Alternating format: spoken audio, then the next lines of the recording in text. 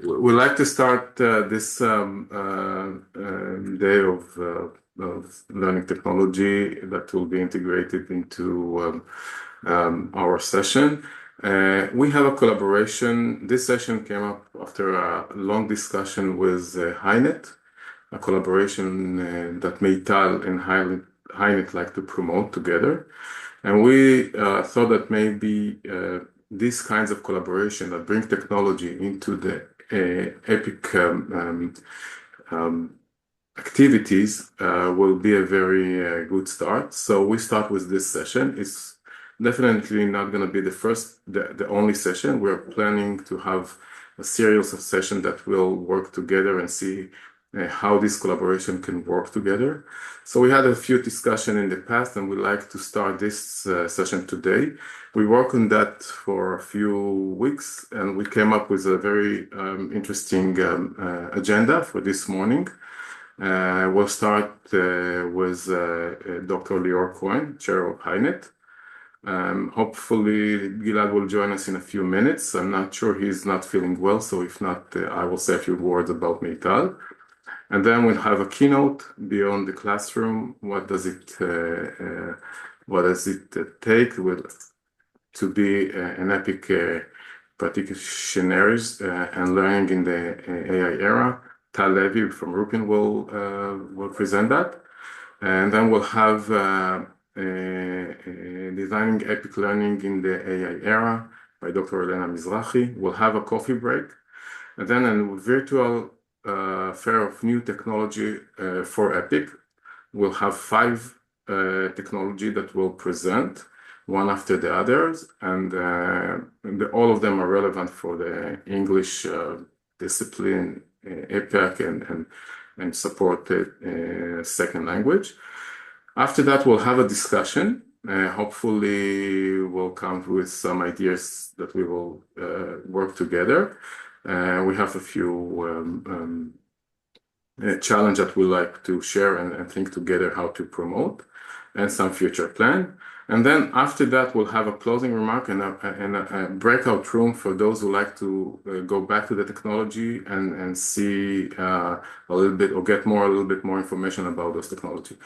The purpose of this morning is to bring together these two communities of H-INET and MEITAL and to think together how to promote the teaching and learning. And as you can see, all this morning based on that, related to that topic. So we'd like to start by opening remark with Dr. Leor Cohen, Chair of H-INET. So Leor, will start with you. So please, the floor is yours. Thank you. I'd like to thank Machba and MEITAL for this collaboration and what is just the beginning of a fruitful relationship. Thank you to Eli and Professor Ravid. I'd like to thank Tal Levy and Ingrid Bart for helping set up today. Okay, let's begin. In Plato's Phaedrus, Socrates tells a myth about the Egyptian god Theuth, who invents writing and proudly presents it to King Thamus as the elixir of memory and wisdom. But King Thamus isn't impressed. He says that writing will create forgetfulness in the learner's souls, as they will rely on external alien marks rather than internal recollection. Writing, he says, creates appearance of knowledge without true understanding. True learning, he insists, only happens through live dialogue, the living, breathing discourse where language is tested, challenged, and adapted in real time, the Socratic method. Socrates didn't want his students rifling through their notes to look for ideas they don't actually know.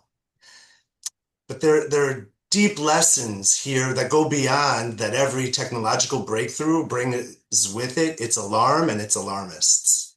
The real question for us here is how can we teach students to use the new tools of today to learn and truly improve themselves? Think of another powerful tool, a chainsaw, perhaps. It's dangerous, yes, but when wielded properly, it can build shelter. You just have to know what you want to do with it and how to use it. The same is true for AI and language learning.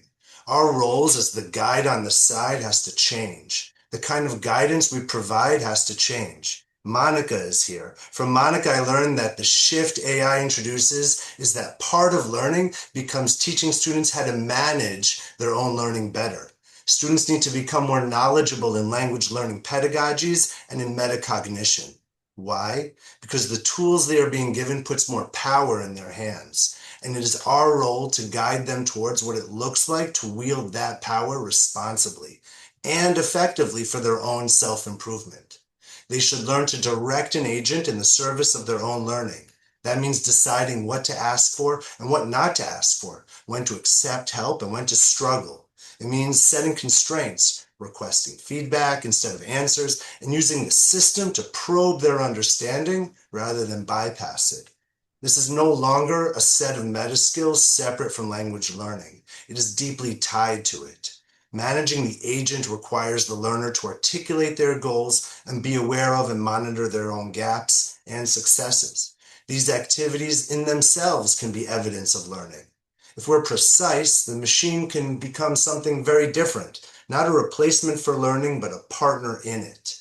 This is where AI becomes genuinely interesting. AI can act as an interlocutor, something language learners have always needed and rarely had enough of. It can ask follow-up questions, it can challenge vague phrasing, it can force students to restate an idea and defend a choice and crystallize their own thinking. Used this way, the machine isn't doing the thinking, it's creating the pressure for thinking, much as Socrates and old King Thamus would. A study can test whether they really understand a grammatical use by explaining it to the system. They can check whether they truly control a concept by applying it in a new context. They can discover gaps in their own knowledge when the system points out where their explanations break down. But this only works if we're explicit with our students about what we want them to internalize. If the goal is lexical retrieval, then the task must require retrieval. If the goal is meaning making, then the task must demand students to produce their own thoughts and communicate them. That shifts our role as educators. We're moving from guarding the gate to shaping the guidance we provide the students and reshaping the activities in our courses. From asking, did the student use AI to write this? To asking, how can the students be guided to use AI to push their thinking and ability to communicate in this lesson or in this task? When we get this right, the machine doesn't hollow out learning, it sharpens it. It becomes something learners use to test themselves and refine their own thinking. Every powerful new educational technology forces a renegotiation of a contract. Our new contract with the student should have us incorporate the necessary meta skills for students to know how best they can learn a language. That shift changes the teacher's role, our role. The teacher is no longer a gatekeeper of tools, but a guide for their use, helping students ask better questions, test their own understanding, and recognize the difference between just output and real competence.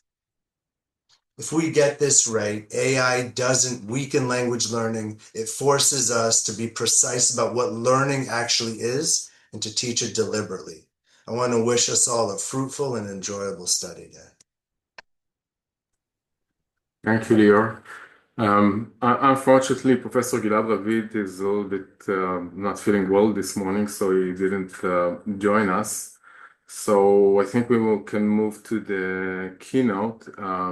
And I like to say that a minute before that, we MEITAL would like to find the way that we can support these kinds of activity and this vision of you guys, and to see what kind of technology can support that, and work together on this collaboration to promote it together. And we will try to discuss it all day this morning. And in the end, as I said, we will have a discussion that will collaborate and bring it to future plans. So Tal, please, Tal is here, let me see, yeah. Tal Levy from Brooklyn Academy College, please. So good morning, everyone. I'm excited and honored to be here. And on a personal note, I've been using AI, and we've been using AI at Rupin, and some of even the startup companies that we're going to see today, we're piloting with. So definitely something that is happening here and now. So I took it upon myself to talk about beyond the classroom, what does it take to be an epic practitioner and learner in the AI era? We stand today at a critical juncture where AI fundamentally redefines the purpose of education. Our focus today is on a profound philosophical shift, moving instruction beyond the classroom. This transformation demands we elevate English proficiency and communication from a foundational subject to strategic professional competency. We must align our educational outcomes directly with the dynamic demands of the global market industry. This elevation is driven by the exponential complexity of the modern world, which we term the multiplier effect. And I think this, to a large extent, drives many of our decisions and the directions we take today as EPIC instructors. But before I will delve into all these different perspectives of practitioners and learners, I myself started reading and I challenged AI, and I went into Notebook LM with a few articles I found and others that it provided. And here's the bibliography that I came up with, a sort of literature review kind of thing, but instead of making it maybe traditional and a bit boring, I asked Notebook LM to make a movie about all these articles. The prompt that I used was a SWOT analysis of AI and EPIC instruction today. SWOT, for those who are not acquainted with the term, is the strengths, the weaknesses, the opportunities, and the threats of AI in our EPIC classroom. So here is a video. There are a few videos I'm going to use today that Notebook LM made for the sake of this presentation. I hope you hear. Today, we're jumping right into a huge debate happening in schools everywhere. AI in the English classroom. I mean, on the one hand, you hear it could be this perfect, revolutionary tool. But on the other, there's this real fear that it's a threat to creativity itself. So what's the real story? Let's get into it. You know, the initial excitement, the real buzz, all started with this one tantalizing question. Could an AI actually be the perfect teacher? I mean, just imagine it. A tutor that's there for you 24/7 with literally endless patience, and it's perfectly tailored to every single student. That's the dream, and it's what has everyone so energized. And hey, this isn't just hype. There's some pretty solid data to back it up. One study found that using AI feedback could slash grammatical errors by up to 37%. 37%? When you're talking about the technical nuts and bolts of writing, that is a seriously impressive number.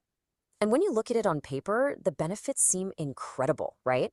AI promises these personalized learning paths that just adapt to you. It offers instant feedback, day or night. And for a lot of students, it's this non-judgmental partner you can practice with, which can be a huge boost for confidence. It really does sound like a total game changer. But, and this is a big but, once these tools actually get inside a real classroom with real students, well, the story gets a whole lot more complicated. And that gap, between the promise and the reality, that's where things get really interesting. So first, let's look at this from the student's perspective. Because as soon as these incredibly powerful tools got into their hands, something really unexpected started to happen. It created what you might call a crisis of an author's voice. Just listen to this quote from a student in a recent study. I pasted my draft into ChatGPT and it deleted my favorite metaphor. I felt erased. Wow. Think about that word, erased. The student didn't feel helped. They felt like a part of them was literally deleted. The AI, trying to be correct, just stripped away the personal, creative spark that made the writing theirs. This is exactly what researchers are talking about when they say voice appropriation. And this wasn't just one or two students feeling this way, not even close. In that same study, a staggering 82% of students felt the AI was basically hijacking their unique writing style. Let that sink in. For the vast majority, getting help from AI came at the cost of their own identity as a writer. You can actually see them turning away from the tool in the data. This chart is fascinating. It shows how often students chose to use AI themselves. In the first few weeks, they were all in, using it more than 4 times a class. But just a few weeks later, that number craters to less than 1.5. They went from embracing it to actively avoiding it. And you could see the effect on the page. The study called it textual homogenization. a fancy term for saying everyone's writing started to sound the same. A whopping 77% of the essays showed major overlap in their vocabulary and sentence structure. So instead of a classroom full of unique voices, the AI was creating an echo chamber. Okay, so that's what the students are going through. But what about the teachers? What's their take on all this? Well, their perspective is this really interesting mix of what you could call cautious optimism. They see the good, but they have some serious concerns. This chart just perfectly captures the situation. Take a look at the blue bars. That's how familiar teachers are with AI. It's pretty high, right? Especially for younger teachers. But now look at the red bars. That's how much they're actually using it in class. It's so much lower. There's this massive gap between knowing about the tool and feeling ready or willing to use it. So what's holding them back? This chart lays it all out.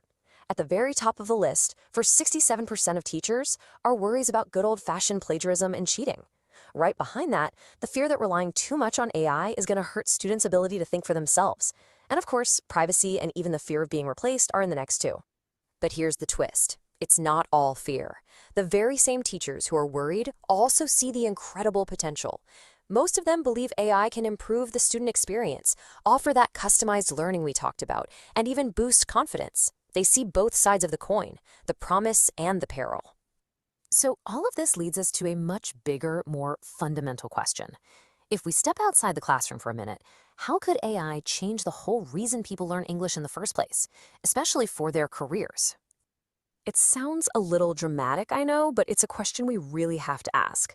As AI translation gets basically seamless and automation starts taking over certain jobs, is the economic need to learn English going to shrink for huge parts of the global workforce? And you can start to see how this might split. For jobs in places like call centers or basic customer service, where an AI can do the job, the need for a human to speak English might really go down. Same for simple tourist interactions.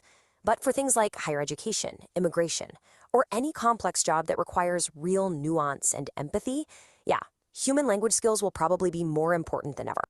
As the expert Adam Edmit puts it, the whole game is changing. He says the absolute need to learn English to communicate with another individual will reduce significantly in some areas of life.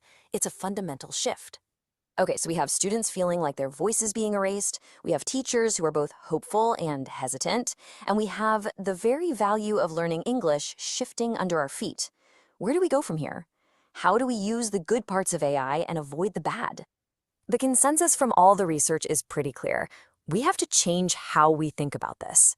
AI isn't just a drop-in replacement for a textbook or a teaching assistant.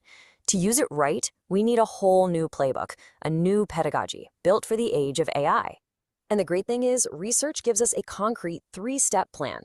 First, teachers need to help students use their own lived experiences in their prompts to keep that authentic voice alive. Second, we have to teach students to be critical, to question the AI's output, not just copy and paste. Treat it like a slightly unreliable brainstorming partner, not an all-knowing oracle. And finally, schools have to set up clear rules so everyone knows the difference between using a tool and cheating. Which leaves us with this one last really important question to chew on. As AI gets better and better at handling the facts and the grammar, what becomes the uniquely human role of a teacher?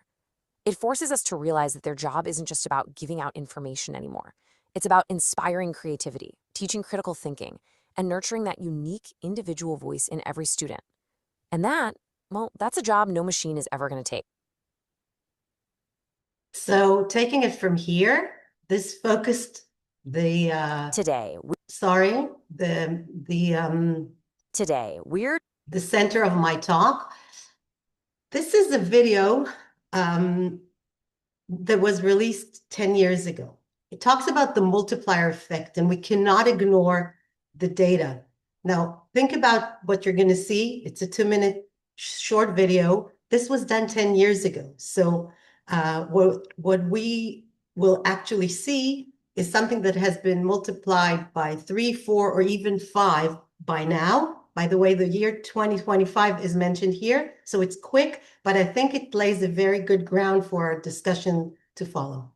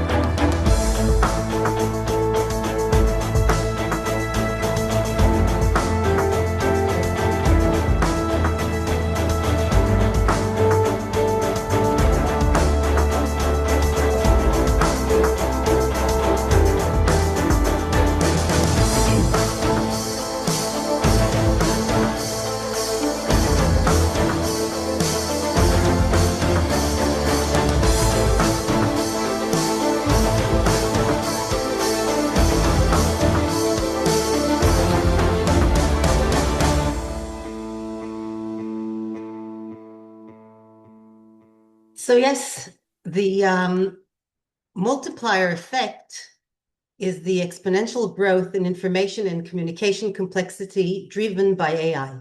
Practitioners must just strategically leverage this complexity to amplify student outcomes, transforming data overload into cognitive advantage. We must pivot toward high impact competencies that transcend basic technological assistance. If AI handles rote language tasks, our focus must shift to human-centric skills. This strategic imperative leads us to redefine the instructional role. So let's talk for a second about the EPIC practitioner. The EPIC practitioner is a strategic facilitator who prepares students to utilize English as a critical tool for global professional and social achievement. We have a new paradigm, shifting focus to the instruction of linguistic proficiency and professional readiness, bridging academic theory with the fast-paced demands of the startup ecosystem.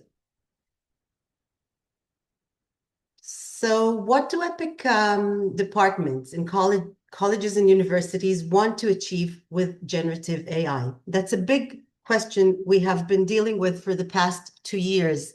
I keep seeing a lot of protocols where the role of instructors and students is being discussed, and all kinds of ethic discussions about the role of AI in higher education, and so on and so forth.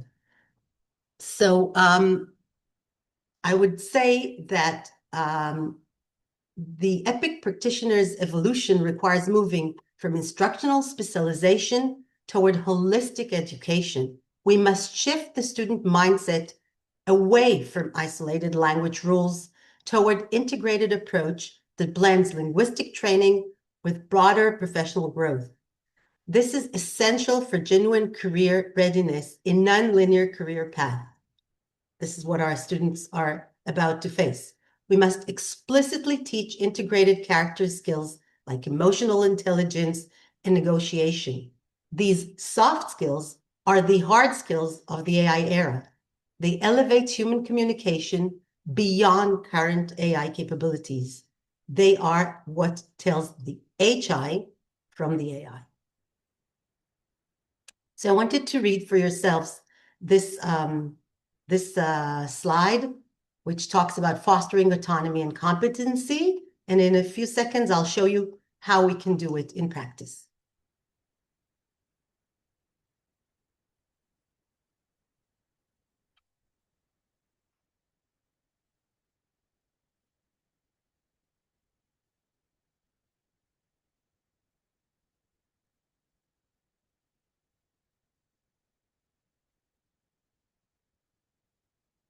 Okay, so let's shift our focus towards the learner. Now, there's a long video here, which I will not show, but I put it here just to remind myself to mention the fact that amazing things are happening from Estonia to India. This was done by a technology expert in education in Estonia.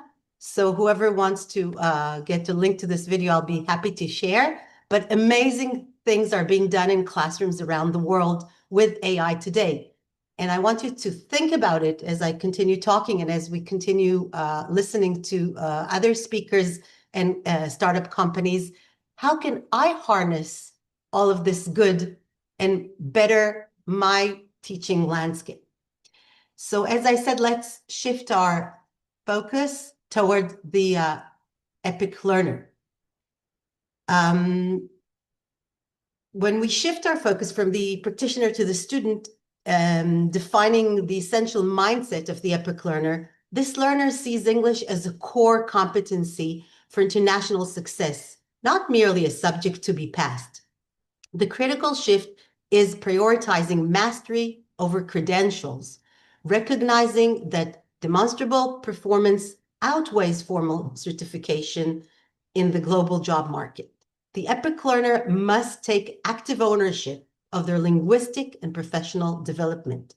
This functional approach ensures graduates are prepared for the future, but it demands a specific set of human attributes. Now, the next slide shows what happens out there when students graduate and they start seeking for a job. What do employers today value, and what do they take into account when hiring our students, our current students? So this is these are some excerpts that I collected from different well-known magazines like it's drawing on recent research from the World Economic Forum, Harvard Business Review, Forbes, and they all analyzed the highlights and critical opportunities. And they claim that 90% of modern companies now prioritize skills over traditional degrees. Conversely, the threat of credential devaluation forces higher education to move toward holistic evaluation to remain relevant. Participants will leave with a strategic roadmap for implementing personalized. Tal, you need to share again because we can't see the screen. Can't you see my screen? It should be white at the screen. I can see it. Yeah, things will pop up in a second. In a second, things will pop up. Okay. So these are just excerpts from articles here. I'll start popping them up. So it's from Brookings and from Leadership and others. These are all from 2023 to 2025. Look for a second and see what employers value today and what students need to demonstrate in order to be hired in the future job market that we're releasing them to. And I think it's an important perspective when we discuss what we need to do in our classrooms and what students need in our classrooms in order to be well prepared for their future. Now, before we move on, just another very short video. It's a commercial by Meta. But I want you to think about this commercial as the reality in your teaching landscape in a year from now. They exist around the world. They're coming to Israel. I researched that as well. And my son-in-law who works in Meta told me that they'll be here soon. So this is our reality very shortly. Look at these. These are the new Meta Ray-Ban display, and I got to test them. So here's what they can do. Say you're walking down the street and you need directions. You pop up a map to tell you where to go. It appears right here. And to do that, you can see I'm using this. Sensors in this band track electrical signals in your wrist, which lets you control what's happening on the display. So like this is to select something, and this is to scroll. Now say you're talking to someone. Maybe you have a hard time hearing sometimes, or maybe it's loud. So you turn on captions in real time. Even if they're speaking another language, it's translating live in front of me. All of the text and display elements sort of hover at arm's length in front of you, like a hologram. Now say you're relaxing outside. You get a text. You don't open your phone. Instead, you write your reply with your finger. And it was surprisingly good at figuring out my bad handwriting. You can also just talk aloud. Yes, I'm on my way. Now I'm on my way. There's a lot more. Maybe you want step-by-step instructions for how to make something from your fridge. To make an iced matcha latte, whisk matcha powder with hot water and serve over ice. Or, and this happens to me a lot, maybe you don't know what something is on a menu. A hearty beef stew cooked in red wine. Thank you. That looks pretty good. But what I found most interesting was actually just getting answers to stuff I'm curious about out in the world. Look at these. What kinds of columns are those? Those are Corinthian columns. And of course, maybe you want to take a photo. You can zoom with your hand. And whenever you're taking pictures or recording, a little light turns on so that people know. It doesn't work if you cover it. So if you want to check them out, hurry because stock's running low. You can find a store near you on meta.com or bestbuy.com to book a demo. Go get yours. So I want to even start the discussion about what implications and ramifications such a wearable technology over epic assessment, the epic assessment arena has. But bear in mind that this is the reality we will all face soon. So I think it brings along a lot of excitement and worries, as Leor said, and as the video at the beginning said, but we cannot ignore the fact that that's the reality. And that's something we need to plan and prepare for. Look at these. So how do we EPIC instructors prepare our students to cope well with their future careers? We said it's the soft skills, which are becoming the hard skills of the AI era.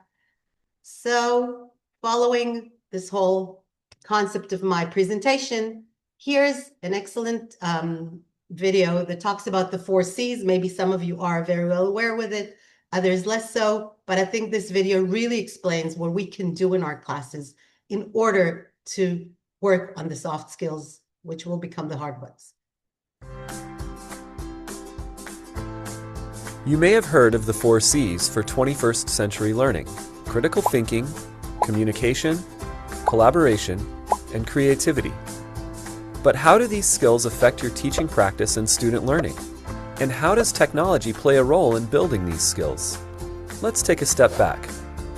In 2002, the Partnership for 21st Century Skills, a coalition between the business community, education leaders, and policymakers, created the framework for 21st century learning. This framework presents a holistic view of 21st century teaching and learning.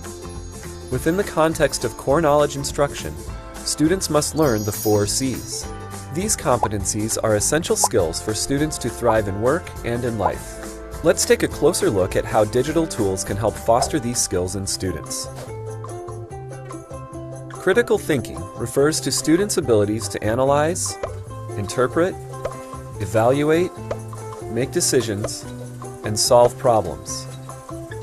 For example, take a high school social studies class in which students are comparing society's use of fossil fuels in the past and in the present. In addition to online research, students can use video conferencing to conduct first-hand interviews with field experts. Students can use graphic organizers to organize and illustrate their findings, compare and contrast their data, and share with one another.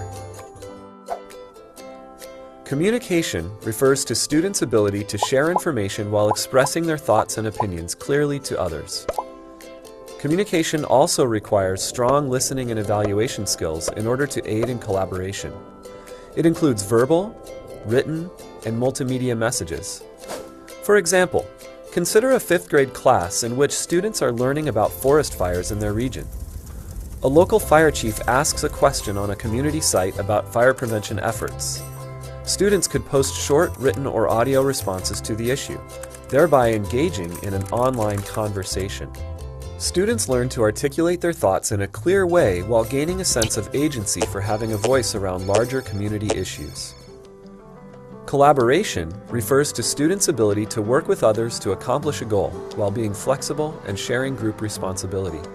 For example, an 8th grade science class could work in small teams with other nearby middle school students to investigate local environmental issues.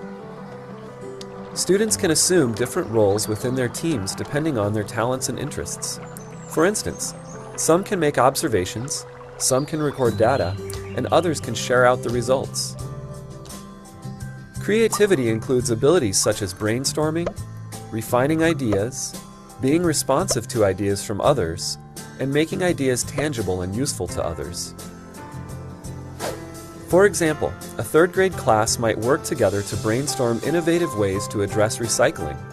Students decide to create a recycling campaign in the school, including making a public service announcement video for an upcoming assembly. You can see from these examples that technology, when used strategically, can really enhance how you support the 4 C's in your classroom. Digital tools can help students think critically, communicate, collaborate, and be creative. And we know that these skills help foster higher order thinking, which is crucial for 21st century learning. So, what do the 4 C's look like for teaching and learning in your classroom?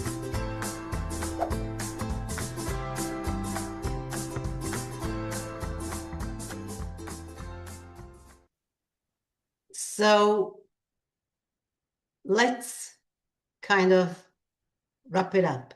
Cultivating a continuous growth mindset. I think our shift to AOA, the action-oriented approach that we have embraced to a large extent since the reform kicked its way in higher education, adheres to a lot of these principles that were just presented, and I can testify that we did a lot of these things with students at all levels at Rupin regarding creative thinking, collaboration, communication, and so on and so forth. And I think this is where our instruction is going to a large extent, taking into account that technology will be able to personalize learning and will be able to support rote learning that we can be released from, in the sense of making more time in our classrooms to do the other stuff, as they call it. So cultivating a continuous growth mindset is the necessary disposition for sustaining the 4Cs throughout a professional career marked by a rapid technological change. This mindset is rooted in the strategic autonomy, which means empowering students to navigate challenges and solve problems independently without constant reliance on digital assistance. We must foster lifelong evaluation, encouraging the adoption of continuous learning to adapt to the accelerating pace of technological and communication shifts. This is not a one-time training. It is a professional habit. The goal is tool mastery, moving from device dependence to strategic independence, where technology serves only to amplify human capability, not replace it. This shift from dependence to mastery is the final piece of the puzzle for the EPIC learner. Now, let's synthesize these elements and look at the future of EPIC instruction. So, what's the future of EPIC instruction? Sorry, back.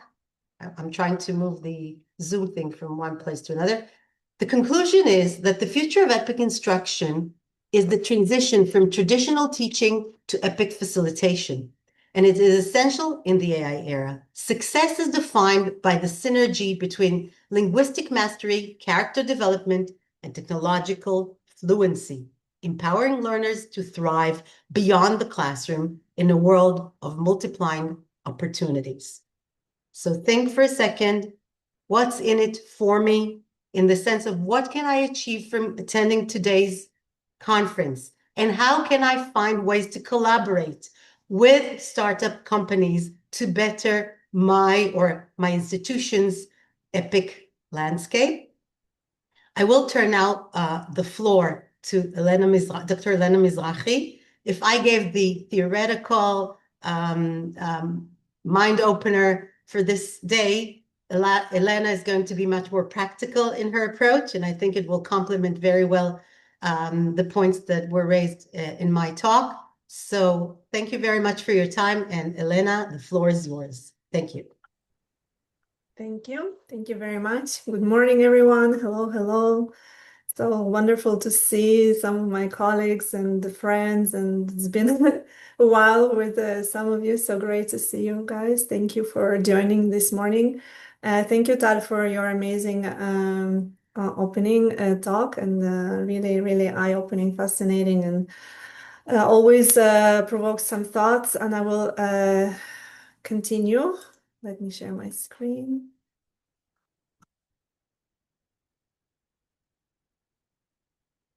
Okay, so I was asked to present some kind of practical application of AI to showcase some actual use cases, what's going on in higher education in Israel, in our EPIC field. How does AI actually change what we do? So I actually reframed the title to Designing EPIC Learning in the Age of AI, with some examples of methodological shifts and some practical classroom examples. Okay, so I will present a little outline. Let's one second. Okay, so again, bridging from the keynote from Tal's opening, I will move on from some discussion of competences to what actually changes in practice. I will actually start with presenting an annex model, the industry analogy. I'm really curious if anyone has heard about it, if you'll consider it already, if you started implementing it in your EPIC practice. Maybe say yes or no in the chat as I'm going through this. It's going to be the beginning, the opening of my part. I will present the annex model and how I see it actually fits in the EPIC context. Then I will move on to some concrete classroom examples, some kind of shifts in my own pedagogy, in my own classroom, and how what kind of changes have been made because of AI, including some examples of multimedia, multimodal practice, teacher transformation, avoiding the dependency trap, and I will conclude with, again, comparing epic learning with AI. Again, yesterday and today, things are changing, even with AI already, and hopefully tie into the next part of our study day today, where EdTech and startups come in to this conversation. Any responses in the chat regarding Annex? So what is this Annex model and how it's related to EPIC? So I've actually been following all kinds of articles, newsletters, AI discussion in the field in general, in the field of AI, in the field of higher education, and of course, English teaching and learning. This has been my personal conclusion that has been confirmed by so many other stakeholders, including my own students, talking about it in their presentations in my classroom, including other conferences. And I will give you an example of a conference I recently attended, and that again elevated this thought that I decided to actually present to the community of EPIC teachers today. So transforming how we prepare communicators for AI-assisted world. I think this is the Annex model that I will discuss today. So what is the Annex model and how I came to look at it in the context of EPIC and AI's influence on our reality. Last month, I was lucky to attend this wonderful conference about efficient and responsible AI held in high-tech Intel, in collaboration with Intel and higher education. One of the higher education institutions in Israel, HIT, Holon Institute of Technology, organized it in collaboration. It was really interesting to have actual, higher education professionals discussing AI with the industry. And the talk that I want to quote today was delivered by Yuval Veret, the Senior Director, AI Hardware Engineering Manager at Intel. And he presented, I think his whole talk, you see the talks were quite short. I think they actually took longer because the conference went on and on for another hour or two. But his talk actually contained only one slide. And this is the slide. And I asked for permission. I'm going to also use it in my own teaching because sometimes I have engineering majors. And this is a real big picture of what's going on with the engineering profession today. Okay, we're not even talking about the future. The engineers we knew in the past are gone, and the practice that is in high tech in the past is going away slowly, but it's going away. And what Yuval presented was really eye-opening, and it raised a lot of discussion, a lot of buzz, and a lot of questions. So just to give you a few examples, highlights. So in the past, you needed to pick one to be an engineer or an architect, tech lead, or a manager of the team. Now today, engineers are expected to do all three together. In the past, right, this is your task for the coming month or quarter. Today, engineers are expected to deliver things instantly, right? Deliver it today, tomorrow, maybe yesterday. In the past, right, yesterday you need a team to get things done. Today we know that one person, one lead is more than enough to get things done. And this is where AI actually kicks in, right? This is the AI revolution. We know that people are replaced by, they're not replaced by AI, it's just enhanced, amplified, and one person, 1x, and this is where my Annex model actually comes in. So from 1x to Annex, right? Instead of delivering as a one person working alone, you're now becoming 4x, 10x, 30x, unlimited. It's just growing so fast, and it's dangerous. It's really a little bit worrying the industry as well. And people in the audience, I've just observed the audience because they had some high-tech, representatives, actually those engineers working and adapting to AI changes, and also higher education teachers and like us, thinking how do we actually prepare students for this crazy new world, right? So yes, what used to be 1x these days becomes 10x. I will come back to this slide, and I actually, extracted information. I will rewrite it for my students, and I had follow-up thoughts. First of all, I will start discussing with my students, what about tomorrow? What do we expect next, right? So if this is already happening today, by the way, this is copy-paste from Yuval, so if you see any kind of English-specific interesting use cases of particular vocabulary choices, these are just quoted from the original, so it's not, I will be adjusting it to my students, of course. But my questions is what's going to happen tomorrow? So how do we prepare today's students for tomorrow industry that requires NX? 1x is not enough anymore. And my second question is, how do we apply it to EPIC? Especially, right? What is the role of EPIC, of our practice of being English teachers in higher education? How do we actually fit into this maybe bigger strategy, right? Policy, vision of how to prepare the students for the world of tomorrow, even when today is so different, okay, from what we used to be teaching students for. Let me just remove the 1 second. I'm in the screen. So the host, please, can you erase somebody drew something on the screen? You can do that. Okay, so when it comes to EPIC now, again, taking the analogy from the industry to EPIC, how can we amplify what's happening in our classrooms, right? Multiply,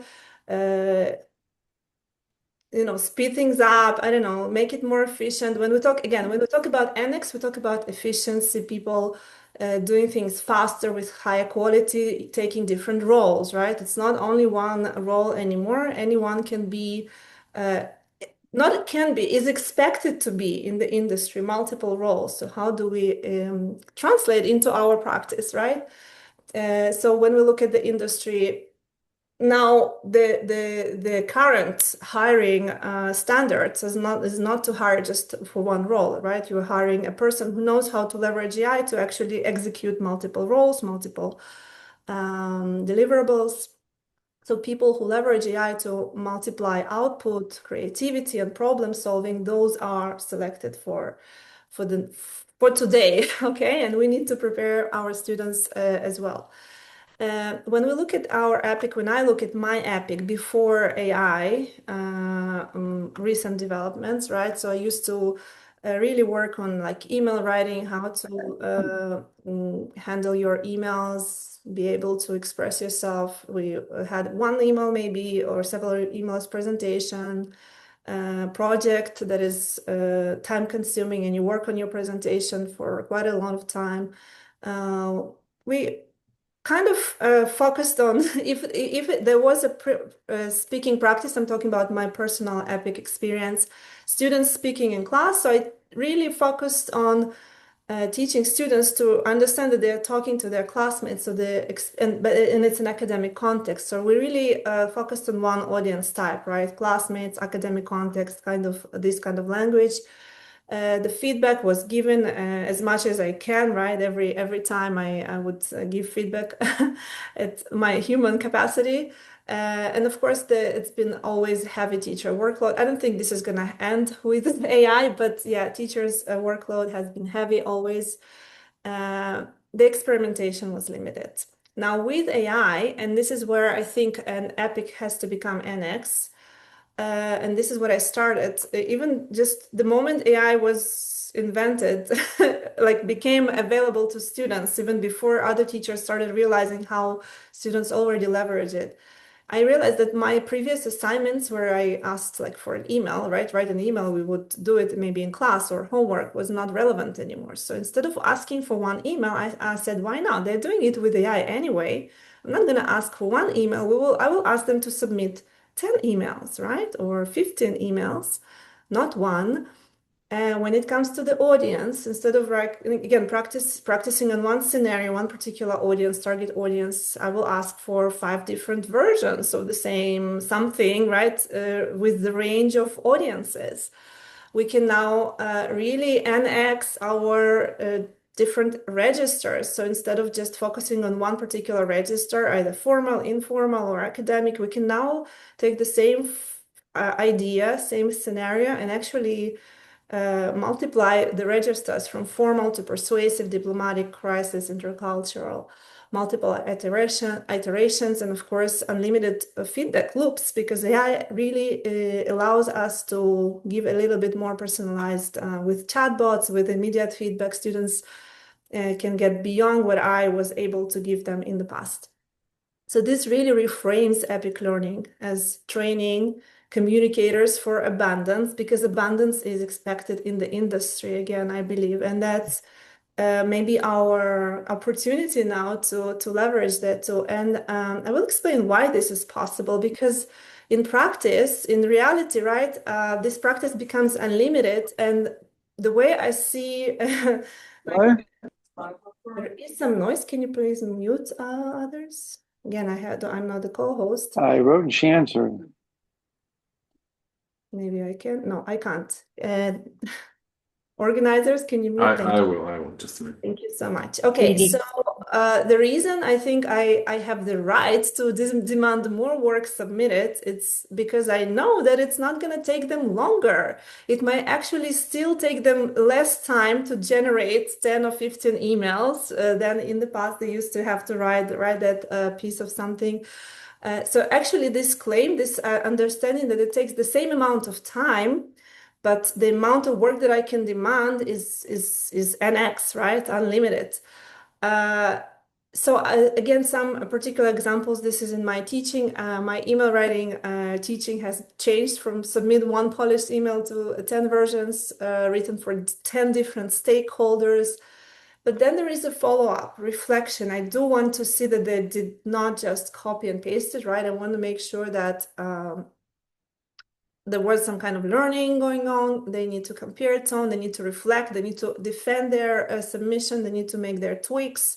So there is this kind of process of working with AI, politeness, power dynamics, justify why changes were made. And this has been already practiced over several semesters, where students actually write their own draft, they rewrite with AI with different versions, and then have to polish it up. So the amount of work, the amount of submissions is NX in my teaching. Presentations, when it comes to presentations, remember in the past, they needed to prepare one final presentation. And it was laborious, right? They needed to learn how to put the slides together. They needed to practice and deliver, hopefully, a good presentation. Today, with AI, they can literally generate slides in matter of seconds or minutes during class time. We can practice multiple times, and we do that. Now I can breathe. I can see that we can instantly generate slides, and students can instantly go and start, practice speaking with those slides.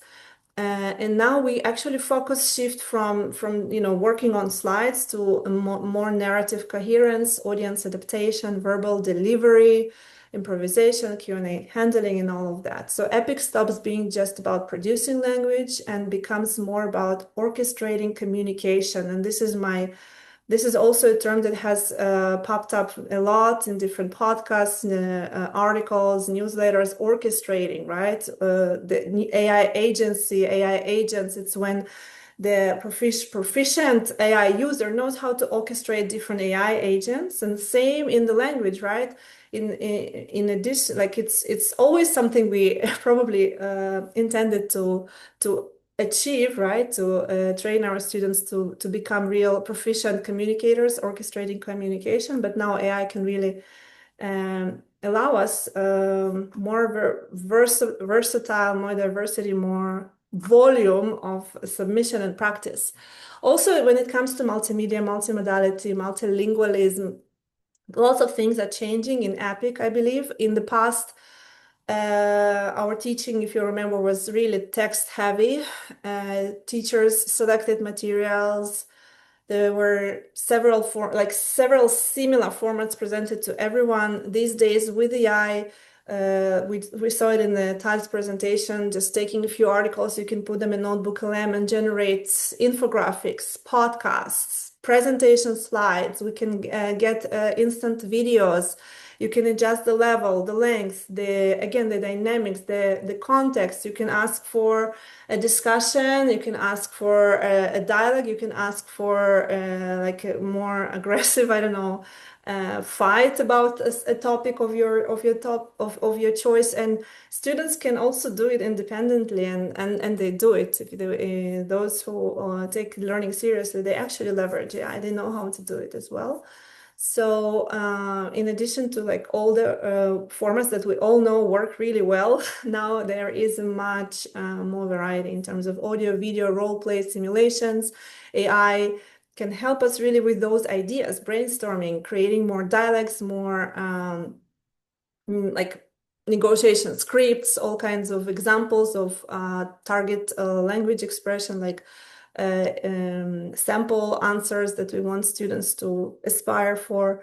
A lot of room for creativity here. So we can see that this multimedia, multimodality, multilingualism is another NX layer, basically, right? It multiplies the amount of modalities, the amount of work and material delivered in the same module, right? So for EPIC learners, it's really means more exposure to real communicative messiness, and messiness is allowed already, right? Because they should not fear getting something wrong, right? We want to actually build their confidence in trying again. And again, AI allows this unlimited iteration, right? So this is gold for low-level, low-confidence learners. In terms of teacher roles, we are now moving on. Again, I feel that it comes from my personal experience and with communicating with my colleagues, EPIC colleagues, we're becoming more experienced architects, I call it, in addition to from the content creators only, right? So we used to be in charge of our material, syllabus, and then like things and lesson plans and games and whatever we wanted to create, exams. Now AI empowers us to make it more diverse, more personalized, richer scenarios, faster, responding to current events instantly, right? You can customize tasks per discipline. Sometimes you have like a combination of students this particular semester that is different from last semester, and you want to adjust things based on intent, appropriateness, programmatics. They also get this immediate feedback, so it's really powerful, right? AI really empowers us to become those experienced architects. I like this expression. Now, there is, of course, a but. Obviously, there are risks. There are lots of discussions in terms of ethical approach and responsible use of AI, and all of this is just overwhelming. We need to know how to deal with it ourselves first, and then immediately teach our students to also behave responsibly and ethically and transparently and whatever. And this also really transformed my own EPIC teacher, believe it or not. So let's first of all focus on how to reframe AI use as visible thinking, because using AI is inevitable, but we want to actually see and teach students to use it to their advantage, not like a shortcut. And so we do want to shift a little bit our assessment, or a lot, from just looking at accuracy and the product, to actually focusing on comparisons, justifications, reflection, adaptation. Students have to explain now. They have to learn how to explain, and they have to get the tools and the ability to explain why they changed the tone of that email that AI suggested them, who the audience is, and why this piece of writing sounds different from this piece of writing, even though it will come from you. But depending on the audience, they need to really identify the different stakeholders and what cultural or contextual factors mattered in their choice, right? So they're actually in search of their voice, writing voice and the expression, and even if they will heavily rely on AI, they will still need to learn how to do it in a professional way. So back to our academic integrity point I just mentioned, I think AI really transformed my EPIC teaching from not only teaching the language skills, but also teaching academic integrity and transparency and AI disclosure, because I cannot expect that students will not use any AI, but I don't want them to learn to be honest and to learn to express their AI use in a professional way. And this has become part of my EPIC teaching. This is another example of how my methodology, how my actual in-class practice has shifted because of AI. So in the past, I believe those academic integrity rules and penalties and policy documents were taught by someone else, or maybe not, maybe just presented to students, they sound, that's it. Now I do bring it in every semester, in every student group that I teach, in every level, being even if it's strong level or it can be BET level or EMI, business English, doesn't matter. All my English teaching now includes the mentioning of AI disclaimers. Whatever students do in terms of even just generating slides for their oral presentation, they will have to have a slide at the end stating their AI use. And this is my also chance to actually teach them a little bit of language too, believe it or not, right? But because all those disclaimers can differ in tone, in register, in the transparency, in detail. So we can focus on verification language, source verification language. We want also to teach students not to rely on AI. This is the first thing I do. I say, okay, you can do everything with AI, but you shouldn't trust anything you get. So we do talk about source verification and attribution and hedging language and expression, and explaining methodological choices in English. So I do teach them explicitly how to design those AI disclosures, right? This section was AI assisted as opposed to this claim is tentative due to this and that, or the following sources were cross-verified. I hope my students or all of our students at some point, when they become actually professionals, they will use this sentence. And you know what? I was happy to actually see the presentations at Intel and Google. There were all these high companies presenting, talking about AI, responsible AI, generating slides according to the standards that I demand from students, including sources, including disclosures, including sentences like this. You want to make sure that the sources are verified, can cross-verify. So we also want to teach students how to justify decisions that they make, right, based on what they get from AI. They need to learn to justify their decisions clearly and ethically. That is advanced communicative competence, not just some kind of admin work. And that is a place for us to also become creative with EPIC. Again, one little word about citation. In the past, right, some teachers I know just taught, this is the APA style. It used to be mechanical, a little bit boring, and we had to teach students to actually cite things properly, those who did it before AI. Now, again, I think that verifying sources is now one of the most authentic language tasks we can give EPIC students, and we have to consider it. I mean, I'm already doing it actively in every semester with all my levels, but I think we all should maybe have this conversation and see how this is important, because if we don't teach students to cite and reference and explain and disclose how they work with artificial intelligence, they will just be doing it. And it's not where we want to go, right? Students in the past now can compare multiple sources quickly. They can generate amazing presentations, even at very low level English, right? Not higher proficiency. They just take those articles, put them in notebook, and they can ask to adjust the level of English, and they can extract interesting facts in an appropriate level that they can present. So they can do all of these things, identify contradictions. This is something that you need to teach them. Also notice bias, recency, authority. This is work I do with my students in my EPIC courses, in my project work, when they read articles, when they analyze the sources for their project, they have to notice those things. So the EPIC task becomes explain why one source is more credible than another, defend a choice of reference, and rewrite claims based on stronger evidence. So this brings actually critical reading, precision vocabulary, augmentation, and academic tone into my EPIC teaching more and more. Back to that AI disclaimer example, I have a document that I share with all of my students with examples of what these disclaimers are and how they can be written in many different ways, formal as opposed to informal, institutional tone, a personal tone, with some disciplinary differences, and also power relation. It shows, you know, the disclosure written from student to lecturer sometime, and it should be the practice.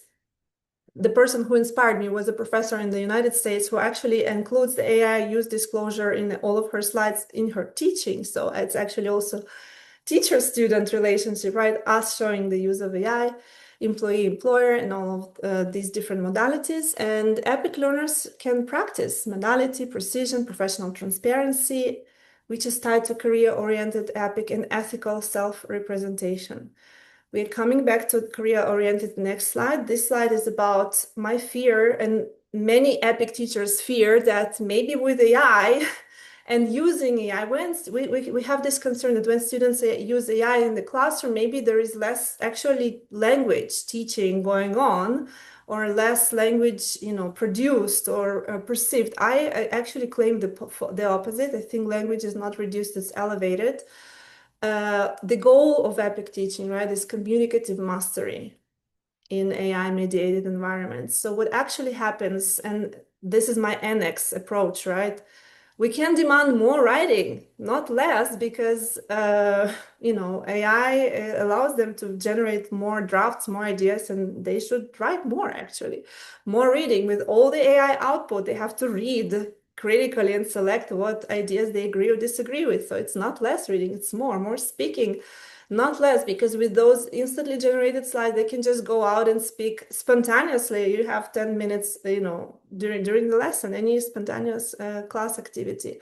More reflection, not less. This is something we deliberately need to teach them to reflect, to notice, to pay attention, to document their AI use. So it's about teaching them being more effective and not less critical. So the difference is that language is no longer produced once, right? It's iterated, negotiated, defended, and contextualized. That's, in my opinion, EPIC at its best. And again, tying it in with the annex model and with what Yuval presented, we do want, and I think it's been already discussed in our circles for over several years, that we go from academic English to action-oriented approach, because we do want our students to be career ready, right? And ready for employability. We want to prepare them for real roles, and that's why we design those scenarios and come up with a new, like more communicative approach. So how do we do it again with, in my particular case, again, with writing emails with AI, but owing the final message. This is the new kind of shift in EPIC pedagogy. You can now present AI-supported ideas convincingly, and I focus on the word convincingly, right? So forget about, you know, your stress, your fear, focus on confidence and deliver the message, okay? You know, generate those slides quickly, but learn how to talk, to speak, public speaking, explaining decisions to human stakeholders. That's a skill. Reflection, explanation, right? We need to teach students to explain why they chose this or that version that AI suggested them, and navigating ethical expectations at work. This is again back to my AI disclaimers. I do want students to learn that it's not only for my course or only for higher education, even at work. Having the statement of how the work was done, with what percentage of AI and what actions were taken to actually oversee the work, to orchestrate, to make sure things are accurate and reliable. This is the skill that we need to teach them. So this is exactly the skills employers want from annex professionals, right? So EPIC becomes a career rehearsal space, hopefully, not just language acquisition, but professional identity formation. And I was inspired by the table presented by Yuval again, right? Engineer yesterday and engineer today. So I put together some ideas for us, for EPIC. And this is the comparisons for EPIC learning yesterday versus today. So if in the past we focused on language production, writing, submitting, correcting, today we can focus on communicative judgment, adaptation, intent, Yesterday, we focused on one task per assignment, one email, one presentation, one something. Today, we can annex practice, right? Multiple versions, audiences, contexts. In the past, it was about learning the language for academic communication. Today, we should actually think about learning, combining the language, critical thinking, ethical judgments. Yesterday, we can acknowledge that progress really requires time, repetition, limited feedback cycles, and progress still requires time, of course, but it's a little bit more rapid with iterations. We have a lot of different options and windows for continuous feedback and reflection in the EPIC context. In the past, experience gains slowly through practice. Today, experience accelerated because of AI-supported practice and comparisons. It's abundant, it's unlimited. Students can, go on and practice and generate additional exercises, whatever. Those who want to learn, they have abundance in terms of experience and amount of material they can generate. One source or text per task in the past. Today, we can talk about cross-referencing multiple sources is a core EPIC skill. You know what? Believe it or not, even in my lower level EPIC courses, I do allow myself to demand more. Okay, instead of taking 2 sources, take 5 sources. Why not? Because they're not going to read the 5 articles at the lower level, but they can feed it to AI and extract the most important ideas. Okay, I think I'm over time, so I'll just skip those a few final ideas and come to the final slide where I conclude what does EPIC look like in the AI era, and it's language and ethics, and it's fluency plus verification. It's fast, but we need to teach students how to verify information. It's speed and responsibility, and it's also AI support with the human judgment. So it's a lot of focus on us teaching students this human judgment moment. Okay, how do we teach this? So one of the takeaways I want you to stay after this talk is that EPIC in the AI era trains communicators who can scale themselves, the annex idea, right? And this is one of the ways I think we can show this idea. I'm moving on just to the final slide where I thought of connecting these ideas to the next part of this training day, where those startup companies and ed tech come in, right? What kind of ecosystem is needed for in our context of teaching English in higher education? We do want students to have safe practice environments, right? We do expect those companies to support us and the new EPIC by supporting those key features, multimodality, version tracking, reflection layers, right? Those ideas that I presented in an annex version. So if you're here are a startup company and you're still thinking of how to tweak and make your product better, this probably could be the directions you may take. And making language practice scalable, personalized, contextual. This is something everyone knows, and I know you're working on this already. So we believe that the best tech solutions for EPIC would be to amplify exposure, multiply practice, and support feedback continuously. And this is my last slide. Thank you very much.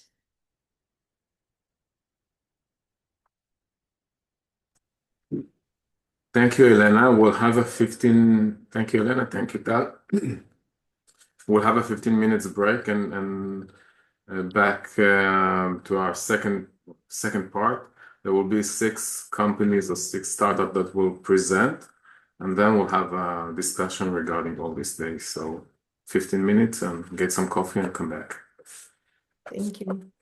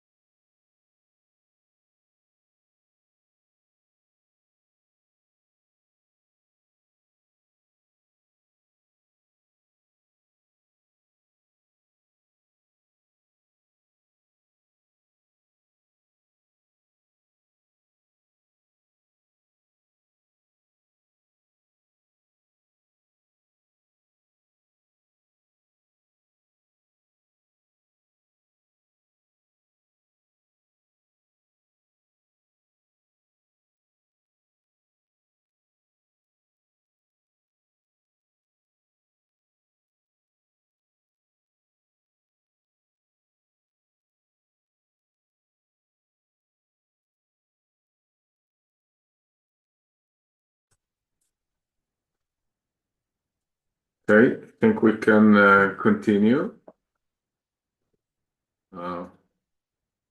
For the second part, I can see that more people will come back from the break. So in this part, we will ask six company or startup to join us today. All of them related to the English, and we will start for 7 minutes for each startup, and then after that we'll have a discussion regarding the technology and how to integrate it into the English discipline, English needs, and to see how we can collaborate with pilots and how MEITAL can support this activity in inter-university collaboration, inter-institutional collaboration. So we will start with SpeakingPal, Eyal Eshed. You have 7-8 minutes, so please, I will stop sharing so you can share. Eyal, you here? Yes. Yeah. Hi, I'll share my screen in a second.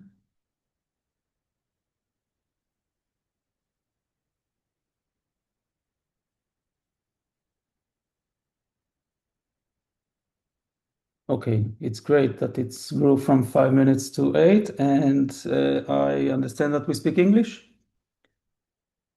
Okay, great. So ignore the Hebrew text in my deck, and anyway, I'll try to show you some things. I'm starting with this image of Japan because I'm going to show you a new product we just launched in Japan last month and spreading around the world this month, Israel as well. We are an Israeli company, more than 10 years in the education technology space, with more than 10 million students focusing on spoken English. If you know ETS, the TOEIC, and Israeli know the TOEIC test, but there's also the TOEFL test, but there's also a TOEIC test. They are leading in life-changing tests for a career. So they are our shareholders, and we have products together. I'll show you one of them. We have hundreds of schools around Israel and around the world. More than that, we won many awards. Last year, we just won the award by Time magazine. And I'm going to focus about English for career. And the TOEIC I mentioned is a test of English for international communication. It's the biggest test for that purpose in the world.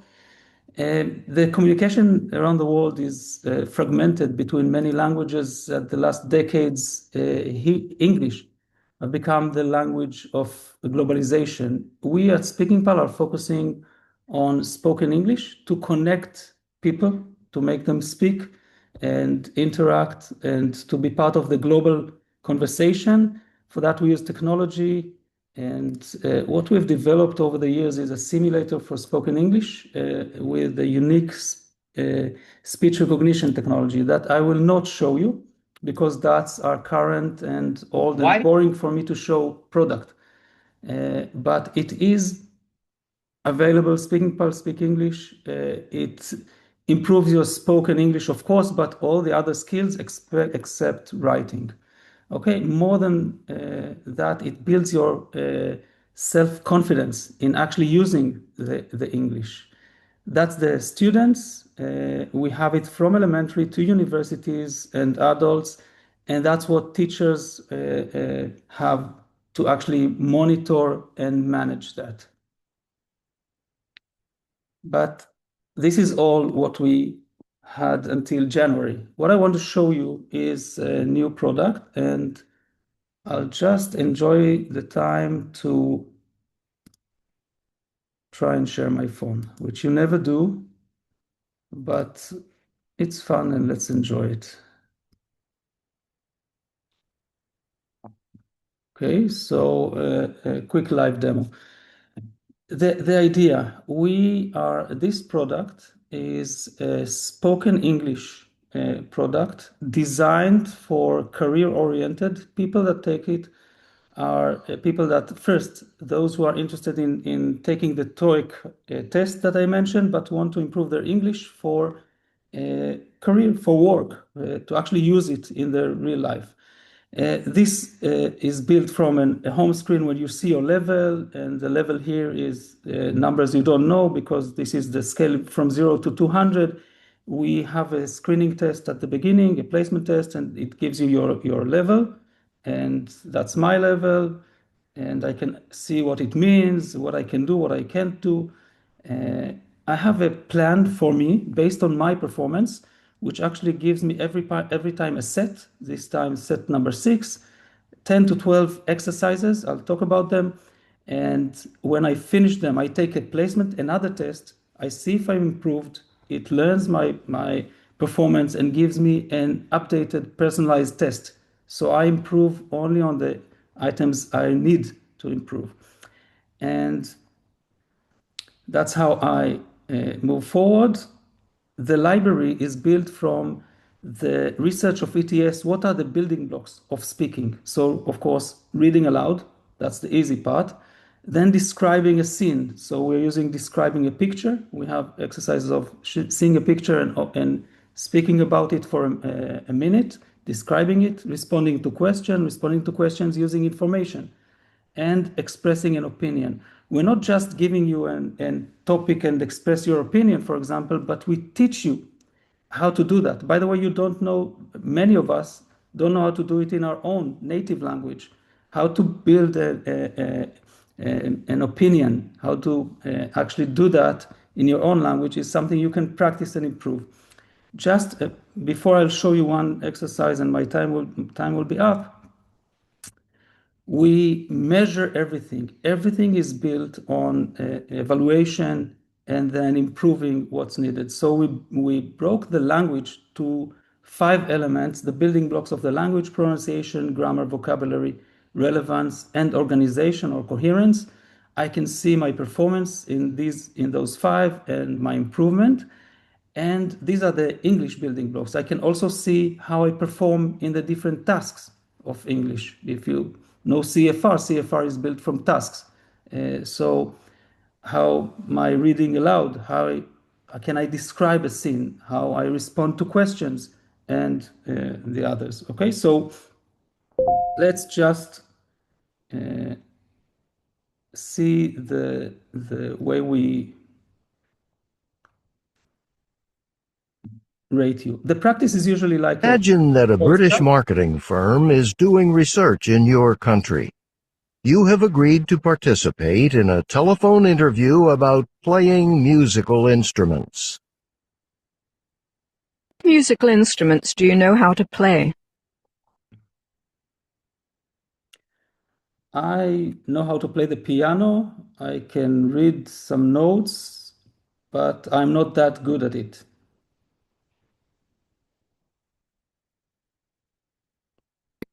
Let's check how you did.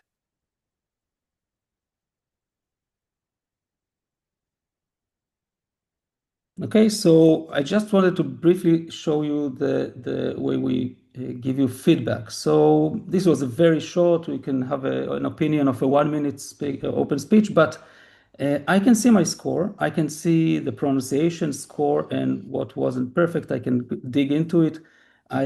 Grammar, I had to make a mistake. If I had a mistake here, it was both shown on the text and of my transcript and also here. The relevancy, the organization, my vocabulary with suggestions of using more words. This is a short speech, so it's very easy. And a suggestion how to say it. Not the answer, but my speech is. I can have also, by the way, suggestion of how answering such a question. Everything is with translation, and I can listen to everything. But this is the depth of every question, and of course it goes it continues as a dialogue until the end where I get my score. And these are the 5 pillars, and every set that is built for me is built from these kind of practices. Okay, so reading aloud, describing a picture, and they are selected based on my performance from my last test. What else do I want to show you? I think that's everything. I'll just close this. I'm happy it worked. I took a chance for it. So I just want to say one last thing before I end. Everything here is based on research of decades of ETS. These 5 pillars, how you measure, because they are expert in tests, how we use their expertise in measurement to have this cycle of improvement. And from the last 6 months of research we've done on this new product, it actually helps students improve their spoken English very efficiently and very academically or research based. That's about it. If you have questions, thank you. Thank you. We can maybe have one question for each one or two if there is a question. I mentioned that before, but after the discussion, we'll open 6 rooms with the 6 technologies, so you can go there and join the room and have any question or discussion that you like to do with the specific technology. So if we can, if there is no question, we can continue to the second presentation. It's one-on-one English. Eyal Cohen. Please share the slides or presentation and you can start. Hi everyone, good morning. Good. Good. All right. So because here we go. So I figured we could start with slides, but I also figured that, more specific questions can be answered later.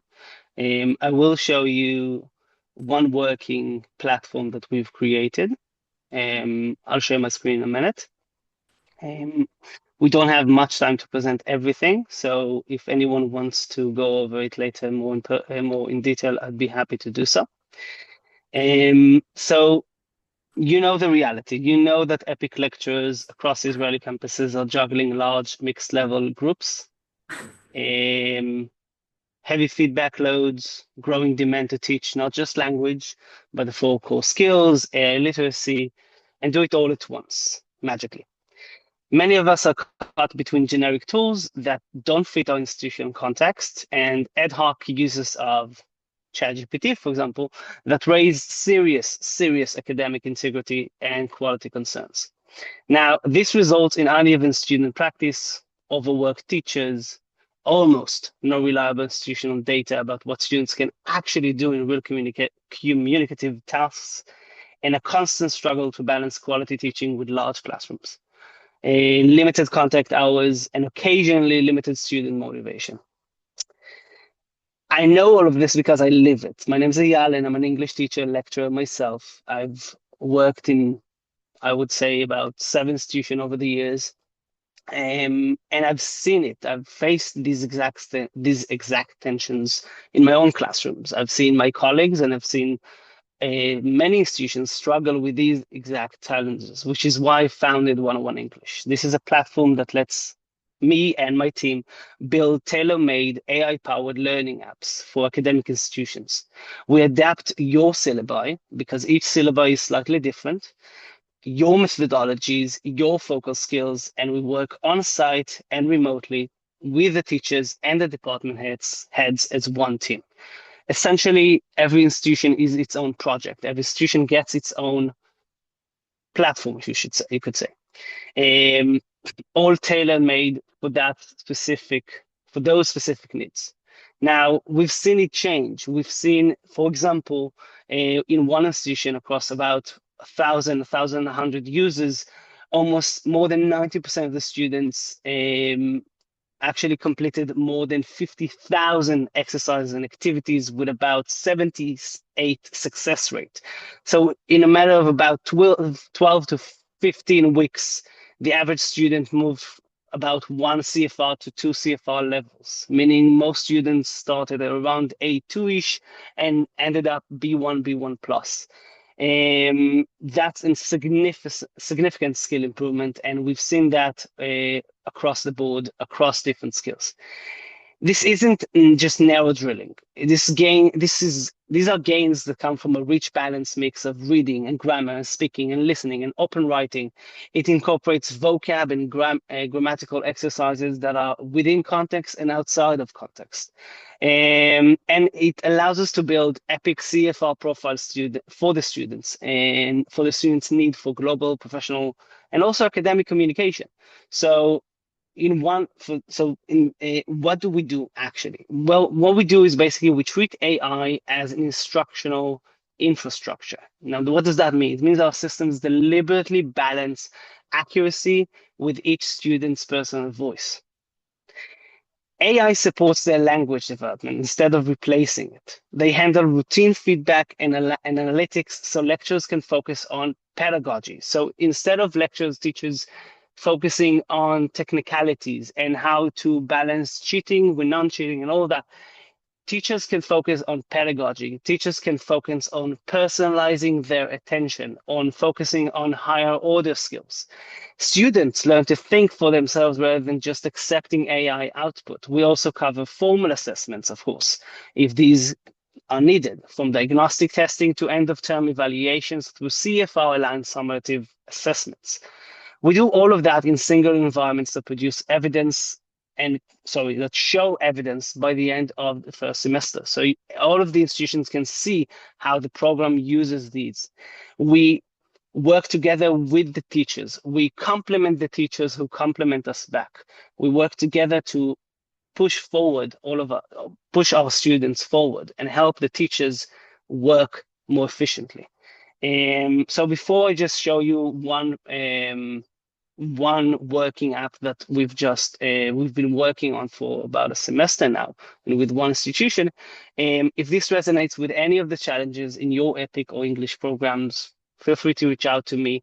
We can explore what a small evidence-based pilot could look like, and we can move this forward. So I'll just share my screen really briefly, not to take up more time from everyone else. And I'll show you two things. I'll show you, first of all, just a little bit of the data I just spoken of, and I can show you that more in detail. I just feel like this right now with such a large group isn't the platform, the time to do so, and we can do this later in the breakout rooms or later in the different meetings. But all of the data exists, so it's not that basically we can show you exactly what has been done. And if we're looking at one of our platforms, just as an example, we can see that, and this is a teacher's view, of course, we can see our menu is spread around different skills and exercises and activities. We can support anything from ABC to C2, C2+. So anything between that, dealing with daily, academic, or business, we can focus on different English-oriented focuses. For example, if you want to integrate more management style English, or more business, or anything else, literature, etc., we can do that. So as you can see, we can provide student analytics, and teachers can see that student analytics in real time. They can just briefly go over it, see whether students are succeeding and whether not succeeding so well, and who they should reach out to. They get alerts about that via email or on the app, etc. So without further ado, I hope I met my time slot and I didn't steal it from anyone else. And if I did, I apologize. For any further questions, I'll be happy to answer it, either me and myself or anyone from my team. Thank you for your time. Thank you for your attention. Appreciate it.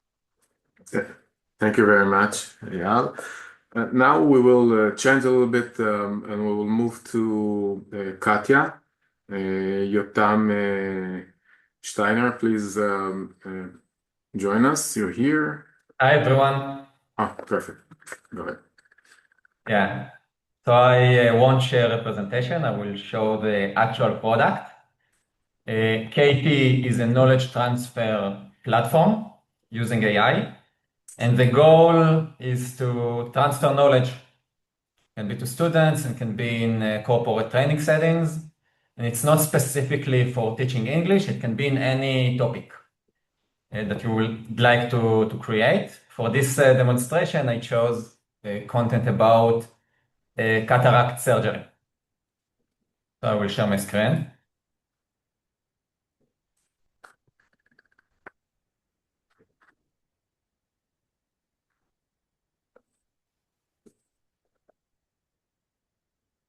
Okay, so this is the content that we want to teach. So we have the introduction, we have a lot of sections in this content. And using Katie, you can just upload this content. You can specify the learning objectives and the target audience. And in about 30 minutes, transform it to the following learning experience. So this is a digital course based on a dialogue with an AI instructor that the students can access during the lesson, before the lesson, after the lesson. It depends on the learning objectives. And every lesson starts with an AI-generated video that explains the concept. So the videos are very short, up to 2 minutes, and they're explaining the concept, and then you have a practice and assessment section. So we'll just play a few seconds for you to see the style of the video. Imagine it's a busy morning at the surgery center and you're preparing for a cataract case. Before the surgeon even scrubs in, a lot happens behind the scenes to set the stage for a safe procedure. First, the pre-op team verifies the patient's identity and makes sure the correct eye is clearly. Okay, so this is the style of the video. After watching the video, the students would be able to see also an infographic that summarizes the content. And then I have a question. This is open-ended question. Explain in your own words why the OR team perform a timeout before starting cataract surgery. I can type things like, I don't know. So the AI instructor analyzes my response and provide a feedback. So in this case, it's okay not to have the answer immediately. This topic can feel new. Then it provides some kind of hint and encourage me to try again. I can also ask questions. So if I saw a new term like IOL and I don't know what does it mean, I can just ask, what is an IOL? So it answers based on my source materials. And by the way, the source materials can be Word files, PDF, presentations, and also your Zoom recordings. You can just drag your Zoom recording to Katie and it will generate this kind of experiences. And now I will solve the question. We do a timeout to verify the patient, the eye, and the lens.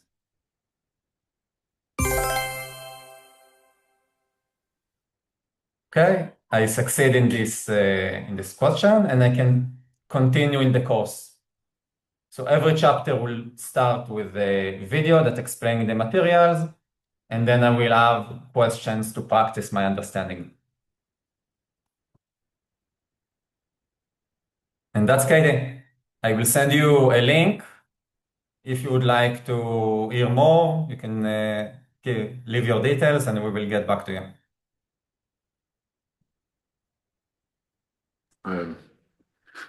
Thank you, Yotam.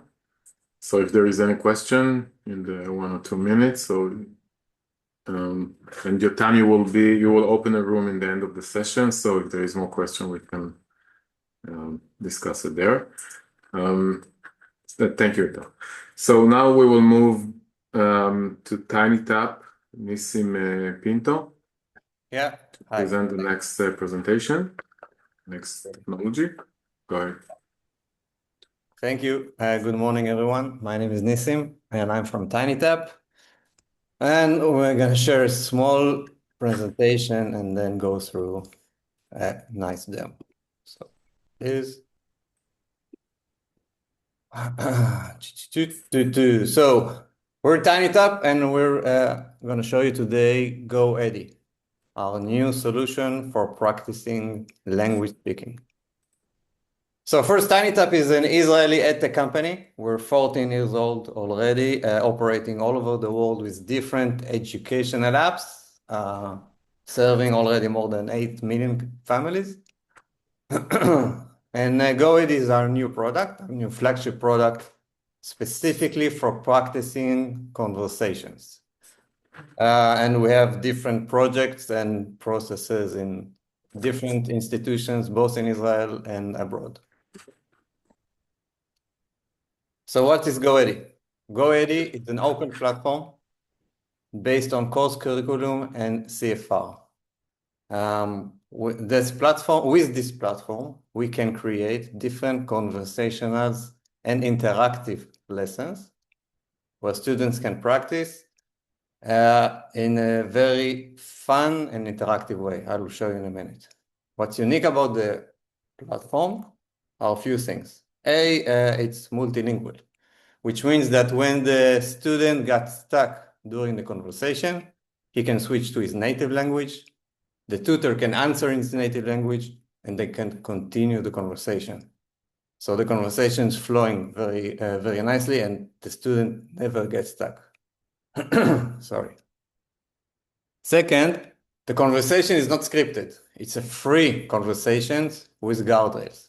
And by the guardrails, we mean that the institution defines the rules for the conversations, what is allowed and what is not allowed. For example, should the tutor correct the student when he makes a mistake or let the conversation flow? Should you allow the student to switch to Hebrew or not, or to any other native language, and so on? So we're not getting a scripted conversation. So each student has its own personal experience, very fun, very engaging, but we're still keeping the rules or the guardrails for this conversation.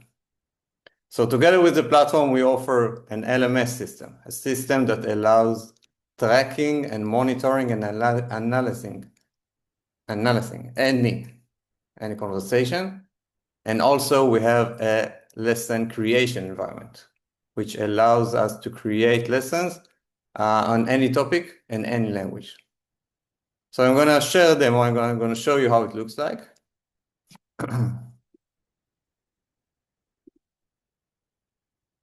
So this is Jules. This is one of our tutors. And what I'm going to do a free conversation. I'm going to do a few mistakes so you can see how she reacts. But we can decide whether she's going to correct me during the conversation or let me just continue to talk. I'm even going to switch to my native language, Hebrew, and so how she's going to respond.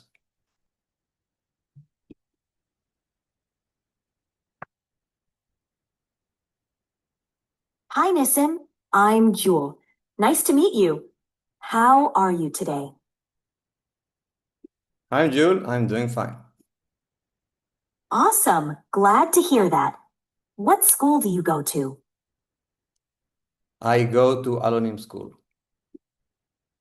Perfect answer, Nissim. Great job. When do you start in the morning? Now I'm going to do a few mistakes here. I starting at 9. Almost perfect. We say, I start at 9. Let's say it together. I start at 9. Okay, I got you. I start at 9. You got it. Perfect job. Now, do you have a lot of homework to do? אני לא הבנתי. את יכולה להסביר לי את השאלה הזו? בטח. אני שאלתי אם יש לך הרבה שיעורי בית לעשות. כלומר, האם אתה צריך לעשות הרבה דברים אחרי בית הספר? Okay, I got it. Yeah, I've got a lot of homework to do. Phew, sounds like you're busy. What is your next vacation? Are you looking forward to it? Yeah, I do. I really expect going to Spain. That sounds amazing. Are you going to travel during this vacation? Where to exactly? What's travel?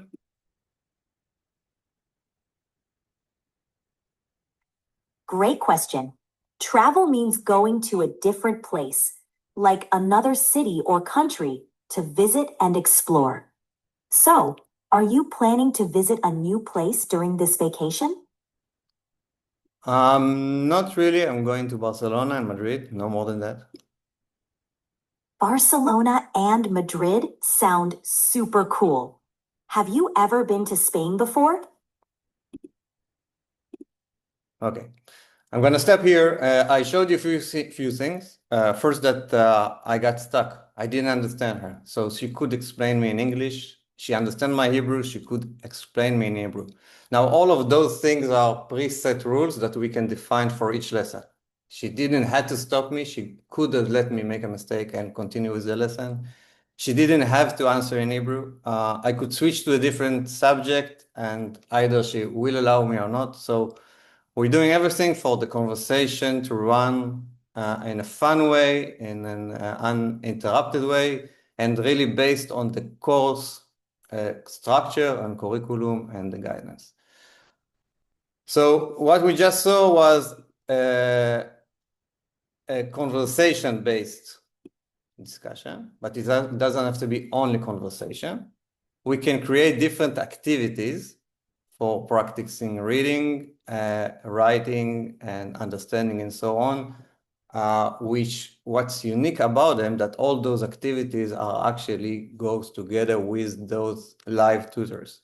So whenever I see an activity and I'm not sure, I can ask the tutor. He has full context of what's going on in the class. He can stop, explain me, even in my native language, and I can continue in doing all those interactions. So that's basically the experience from the student side. Just a minute. But from the teacher side, we've got full analysis on what's going on that lesson. So for example, a speaking lesson, we're analyzing the lesson. We have a full transcript and a recording for that lesson. And we're analyzing whatever we can from that lesson in the really up to the sub-skills level of unique vocabulary, fluency, accuracy, coherence, and so on. Lastly, what I would like to show you is that the reason we call it an open platform is that platform allows you to create lessons. We're not coming with a closed list of lessons.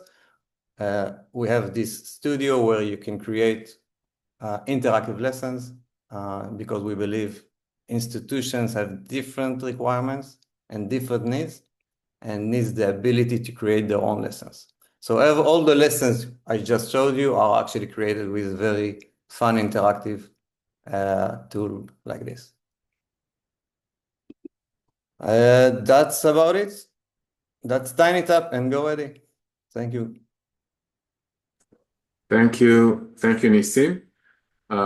Maybe 1 minute for a question, if there is. But we didn't mention that, but maybe later you will write it on the chat. All the companies, is there any connection to Moodle, to the LMS, something that maybe can promote it in the Higher Education Institute and help us to integrate it in a better way? So this is a question for all the companies. So now if there is no question, we will move to the next presentation. Oren Tsael will present. So Oren, are you here? You can see. Thank you, Eli. And good afternoon, everyone. My name is Oren from Speak. I'm here with my colleague, Yosef. And he'll start the presentation and then I'll end it. So Yosef, go ahead. Hello, everyone. It's an honor to be here. So here we'll be presenting Speak, which is an AI English test. It's a portion of what we do. As Oren mentioned, he'll be following through, but what we'll be looking at today is a hybrid AI exam that was built on the CEFR. Instead of a presentation, I'm going to take you through a very brief product skim. And as we all are aware, if you would like to come join us afterwards and have any questions, we'd be more than happy to share this information with you. So what we're looking at here, let me know that you can see. No, wrong screen. Apologize. Here we are.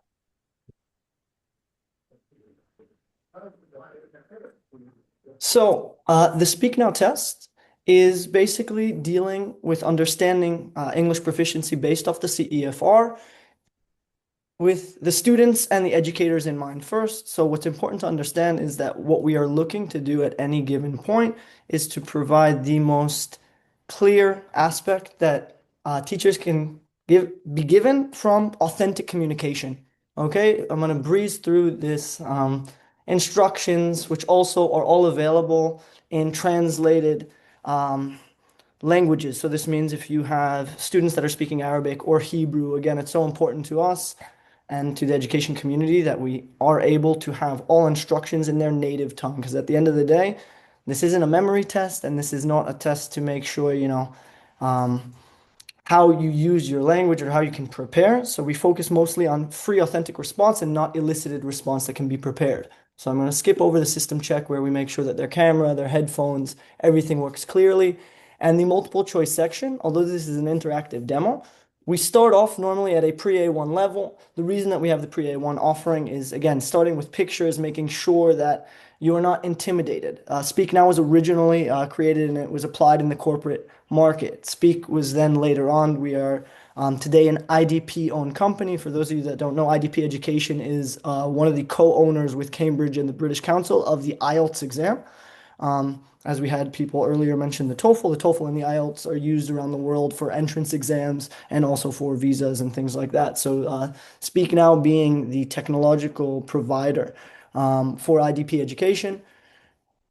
The entire exam is adaptive and also modular. So we focus on a 4-skill exam.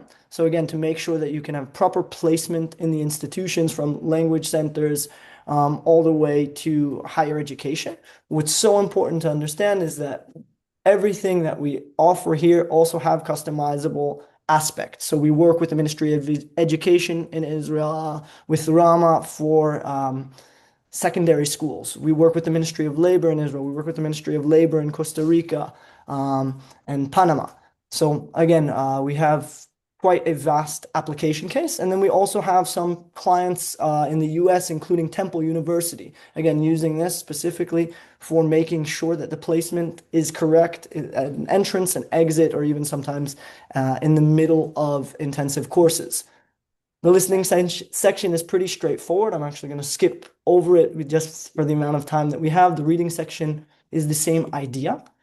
In the Academy version, because there are several versions of our exam covering primary school, secondary school, university, and corporate use cases, the actual writing essay could be based off the reading that they are provided here. Okay? Now we're getting into the productive skills, which really are the differentiators of Speak to many exams that exist in the current market.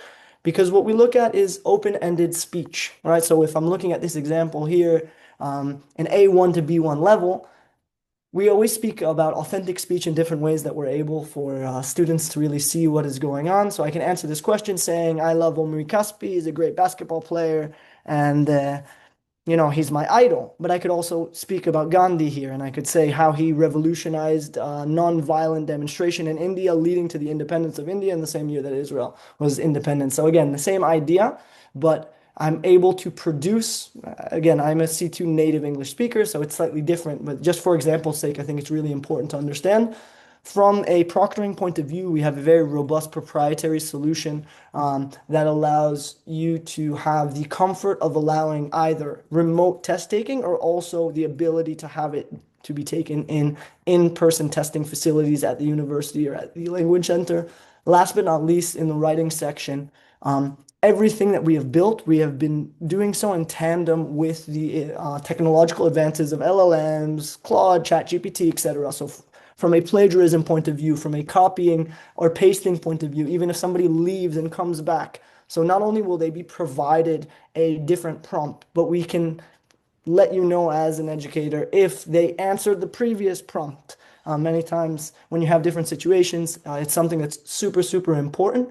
Last but not least, what I would like to show you is the score report that is provided after the 4th section. So we have a Speak Now overall score where you can see here, maybe it's a bit small, I'll try to zoom in, the comparison of the Speak Now overall score to the CEFR. We offer plus scores to understand which students lay within the higher level of a given scale. And we have sub-parameters for the productive skills that cover basically everything that, according to the CEFR, everything that we see here is not that Speak Now decided that fluency, pronunciation, vocabulary, and grammar are the most important, right? These are all aligned with international standards, and we're able to see here more individual descriptors.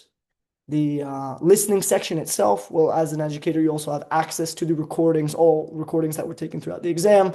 The writing section, again, having full access to the text that was written, and then even the individual scores of the grammar or vocabulary sections that were a part of the benchmark at the beginning. But this is all kind of at your fingertips, and you can choose to share or not share with the students. At the bottom, we have the CEFR rubric and also the relationship of the Speak test compared to other common exams on the market. With the little time, I thank you so much for this. Oren, please, back to you. Take it away. Thank you, Yosef. So just to sum it up, so the measuring is one part of what we do, and the other part is we help students improve their English, mainly focusing on the conversational English, because we understand, especially in the AI era, that all other elements are pretty replaceable, not fully, but speaking is still something that we need to students need to work on, and there's AI still can't replace us. We help once we've identified the students' skills and English proficiency in all elements of the language. Then we go on and by helping them improve. I've seen here a lot of cool AI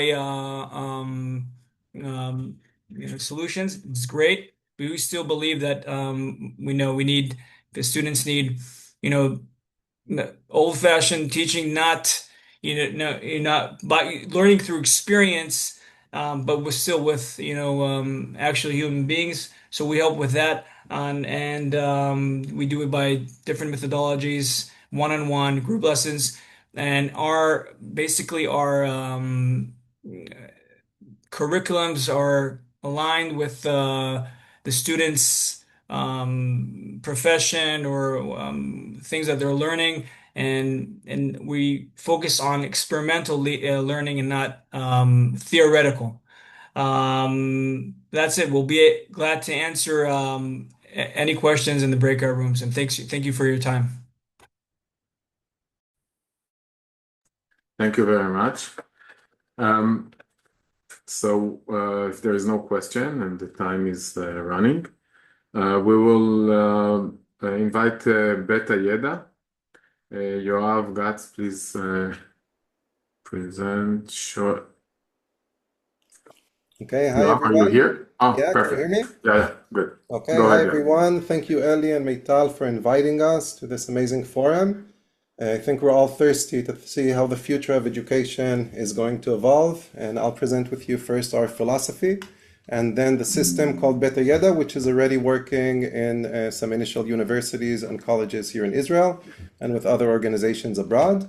So I'll share my screen. We'll start with a short presentation of kind of my journey and the evolution of Beta Yeda, and then I'll present also how we integrate into Moodle. It was asked before, so we'll present this as part of the presentation, because most universities use today Moodle and other LMSs that exist. So we're about self-active learning in the AI era. I started most of my career as an engineer and executive in telecommunication. I specialize in driving change in organizations. I had an amazing story of how I built a huge successful business within Amdocs, and I started to lecture on it in Tel Aviv University and abroad in Emeritus, if you know them. And I turned from a manager to a lecturer, and I started to get really curious about how learning happens. And if you look at the picture, I'm speaking, people are passive and they're listening to me. And I started to research the world of andragogy versus pedagogy and look for alternatives. We started to build the company in 2018 in soft skill development. I heard Tal present the 4 C's in soft skills. So starting from 2018, we created very creative programs, especially with old colleges and old schools, on developing soft skills as a key success factor to where the world is going, which is from knowledge to actually applying the knowledge. And what we noticed as I moved closer and closer to the world of education from high tech, that the world is kind of divided to two. Either we teach in classrooms or in Zoom with an instructor, or the world has e-learning apps, Campus Eyal, AI today, where the student is working on his computer with the tools by himself.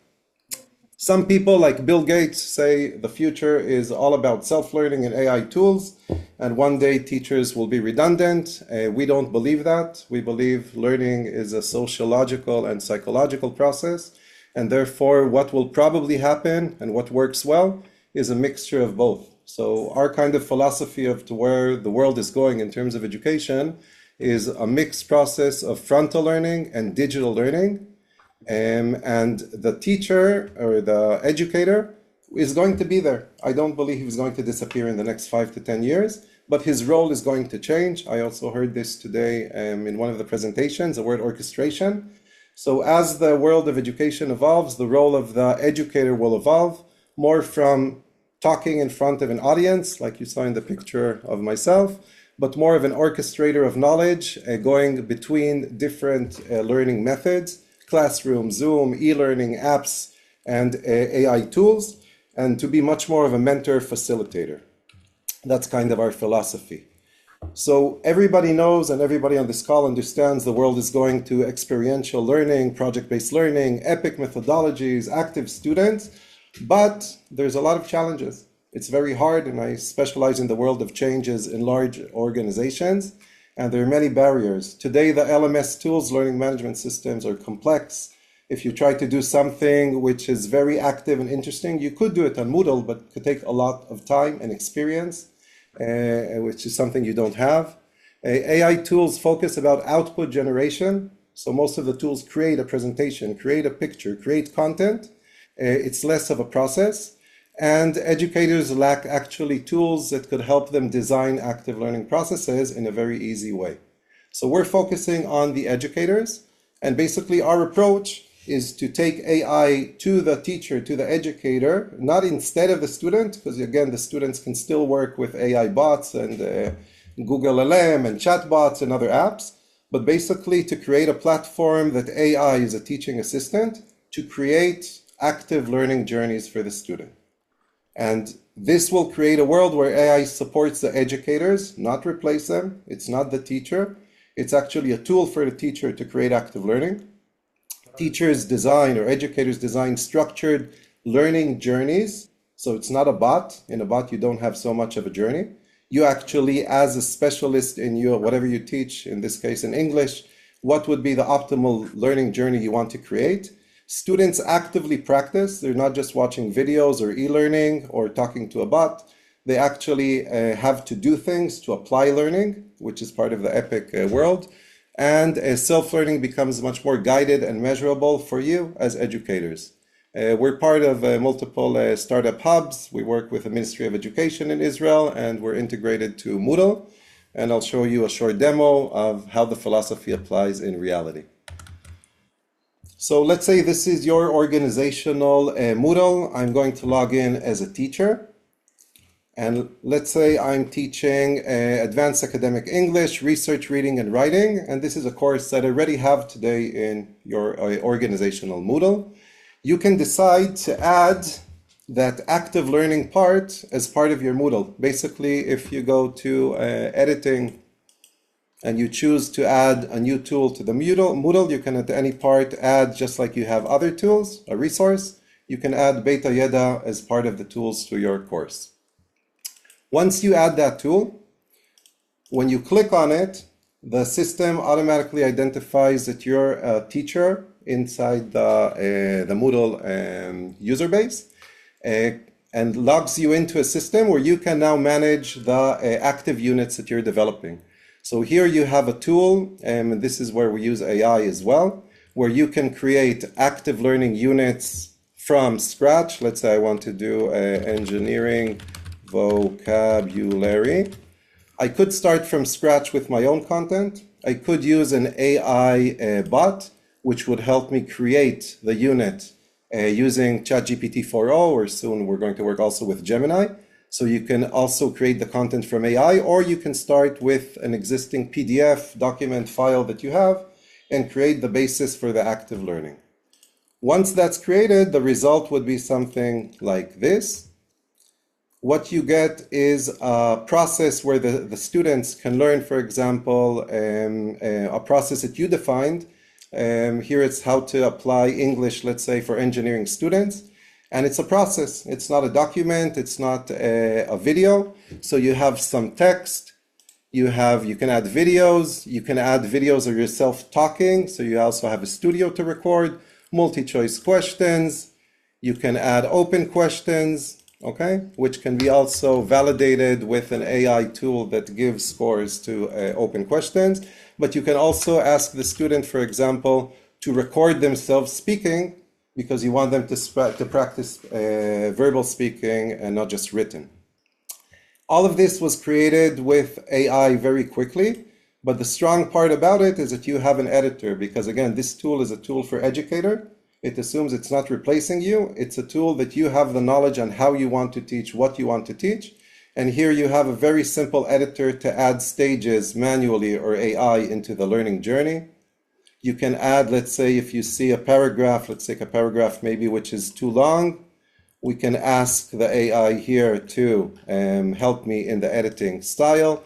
I'd like you to make it, let's say, as an analogy or a story, or give me an interesting fact. You can add questions or additional content. So you have multiple AI tools inside the editor itself, including a recording studio where you could record yourself, your screen presentations, and you can define multiple assignments, again, not just questions. For example, you'd like the student to upload a file, to upload a link, maybe to a Google Drive, a picture, a video, record himself, record his screen, and hence you can make this into a very active learning. The idea that you see here in the editor, the blue is content, which is we explain in any which way. And the green is action. And this is the best way to learn, also based on Bloom's taxonomy, where the brain works best not when you just absorb knowledge, but you need to apply knowledge. So the idea that you see here between the colors, in every step, there is some knowledge content that we deliver, but also applying the knowledge. The students who would log into this Moodle course, let's go back. They would go through the course every week as needed. Once they click on this one, they would automatically start the lesson, and you would be able to track the progress, which is not just like today, maybe an assignment where somebody has to say submitted, but you could see the progress of each and every student. If there's automatic grades for open questions and multi-choice questions, you would see the grades automatically, and we would transfer this to Moodle as well. If you ask the students to record themselves, in this case, this is a course for preparing for a career guidance, you would see the videos of the students. We're not presenting it here. And basically, you could see also the entire questions for the students. So for each and every student, you can see exactly what they did or the specific videos that they presented and recorded. So this is the idea of Beta Yeda. And what we were already doing is sharing this platform, both with colleges to create, I would say, large-scale training programs. For example, in old colleges, they're training every semester 4,000 students on AI skills, how to use AI to prepare for your job career. The good thing about it, it was created very rapidly, Content is changing in AI like you see every day, so it's very easy to change and update the content as AI evolves. We use this with Braude colleges for practical engineering in Carmiel. 70 teachers, I would say, are actually creating their own content. And some of the classes, this is replacing physical classroom. So for example, in architecture, 1 week they come to class, 1 week they don't. So it's really true asynchronous learning.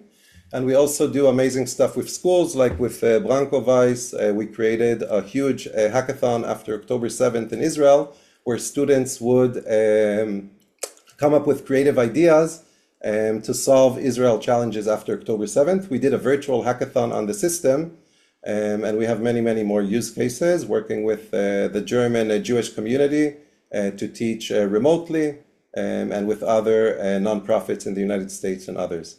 So this is really a platform that can help you guys take yourself one step further from frontal training and I would say Zoom training to also mix self-learning, active learning, project-based learning into the way you teach.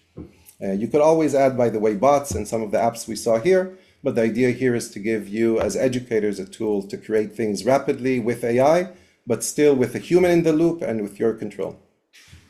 Thank you, Yoav. Thank you very much. Perfect. We saw 6 innovative, very innovation solutions. And as we said, we will have a session in the end, and you will be able to ask questions, go into the room, join the room, ask questions, discussion how to use and where to use, and maybe pilots that we like maybe to promote together. I would like to move to the discussion. I want to share one slide for a minute before we get into the discussion. Our purpose, or one of the reasons that we like to collaborate with H-INET, is that MEITAL offering large numbers of tools and infrastructure for teaching and learning. And we like to work together with you based on this day that we had today and we're having today, and some others planned that we have in the future, to work together to see what kinds of tools the English discipline, the English courses needs, and to integrate it to our solution and offer that to the universities. So this is one of the reasons that we like to work together and see how to integrate it. Those 6 tools that we picked from a large numbers and other tools that related or have solution for the English discipline, but we have a lot of other activity that we like to work together. Leor mentioned that at the beginning of this discussion. How MEITAL as an inter-university communications center that works with learning technology can support H-INET in the future. And I think this is part of the discussion that we will have now. Of course, there's other discussion. And the other reason to open the discussion is to bring you teachers from different institutes to encourage you to do pilots, use technology, maybe share it with others. Maybe if you need some help from us, so we will be able to support that in a way. So we would like to work together to integrate the technology in a better way, in a pedagogical way into the learning and teaching. So this is the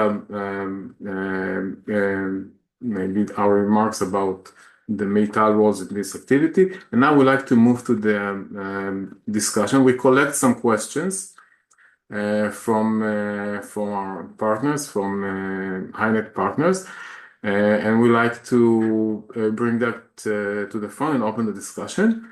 If there is any remark, Leor or Tal or Elena or Ilana, so please, of course, raise your hands, open your microphone, and open and join. And if not, I will show a few questions that we raised. We bring together from the audience, and we like to maybe open that for discussion between us and to see how the community can handle these challenges. So this is the questions that we gather. We like to maybe discuss it together and see what are the challenges. We have 2 sets of questions. We will start with this one and we'll move in a few minutes to the other one. So how can technology improve instructional knowledge regarding individual students' performance and needs? Of course, you can read that. So please raise your hands and have any remarks about any of these questions. Feel free to join. We can see that there is a big challenge to integrate the technology in the way that it supported the pedagogy. So it's a question that open for all higher education institutes and of course education in general, but we are talking about specific English discipline. So who like to start? Tal, I can see, and there is some raising hand. Okay, Yoav, you can start. You're the first one. Yeah, I can give one example. Today, most of the assessment is done during tests. For example, my 12-year-old got 46 in math, and I was very upset because only after he had the test we knew just he wasn't learning and he didn't understand. In our case, once you start using self-learning as part of the way you teach, not just for assessment, then you get data and you get analytics during the process. So for example, if I would have 1 week or 2 weeks before the test for my son, told him this is how you learn subject ABC in math, and here are a few exercises, that the teacher, the educator could have gotten data that he specifically got it wrong on most of the questions, and therefore he could have been guided, again, the mentor here for the student, to actually repeat the material again, to do some self-training, to go through the knowledge.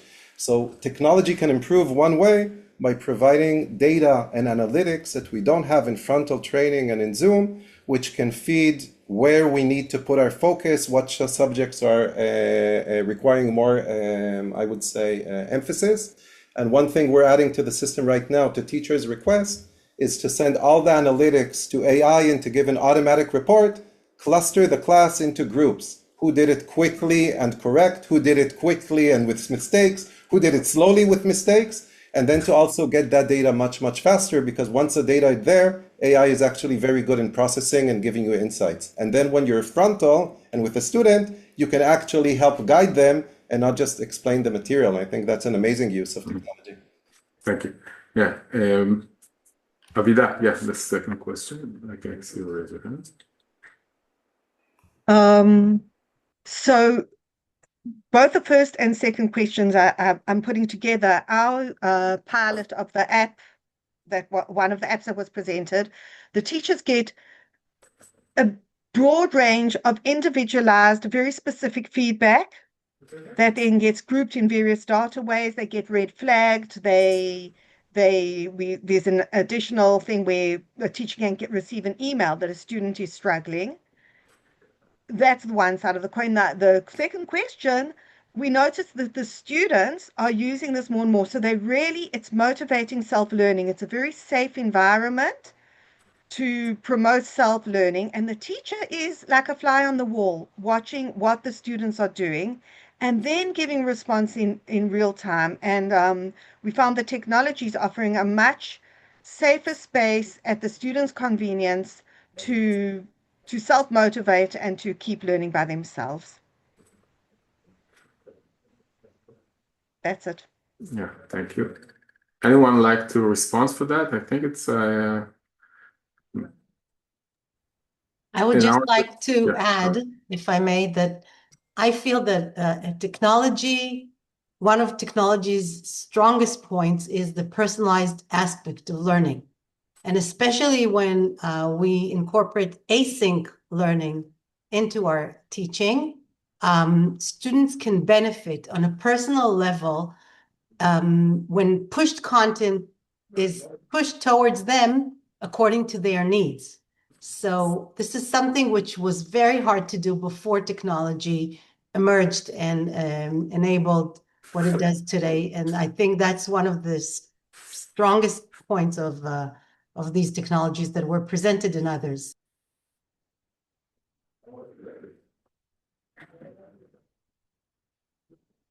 Yeah, I think all higher education try to move for individual learning. So this is something that we can see in all discipline.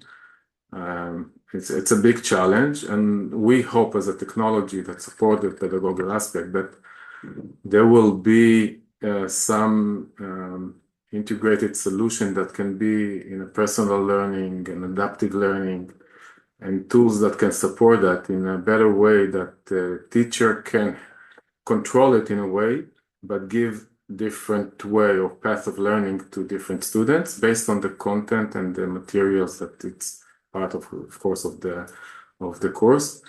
This is something that we are looking for and try to find out how agent can support that and maybe AI in different aspects or tools that integrate AI that can bring these kinds of needs in a way that we can have analytics and we can have data or information about the students' challenge and the way that he's learning. Yeah, any other remarks?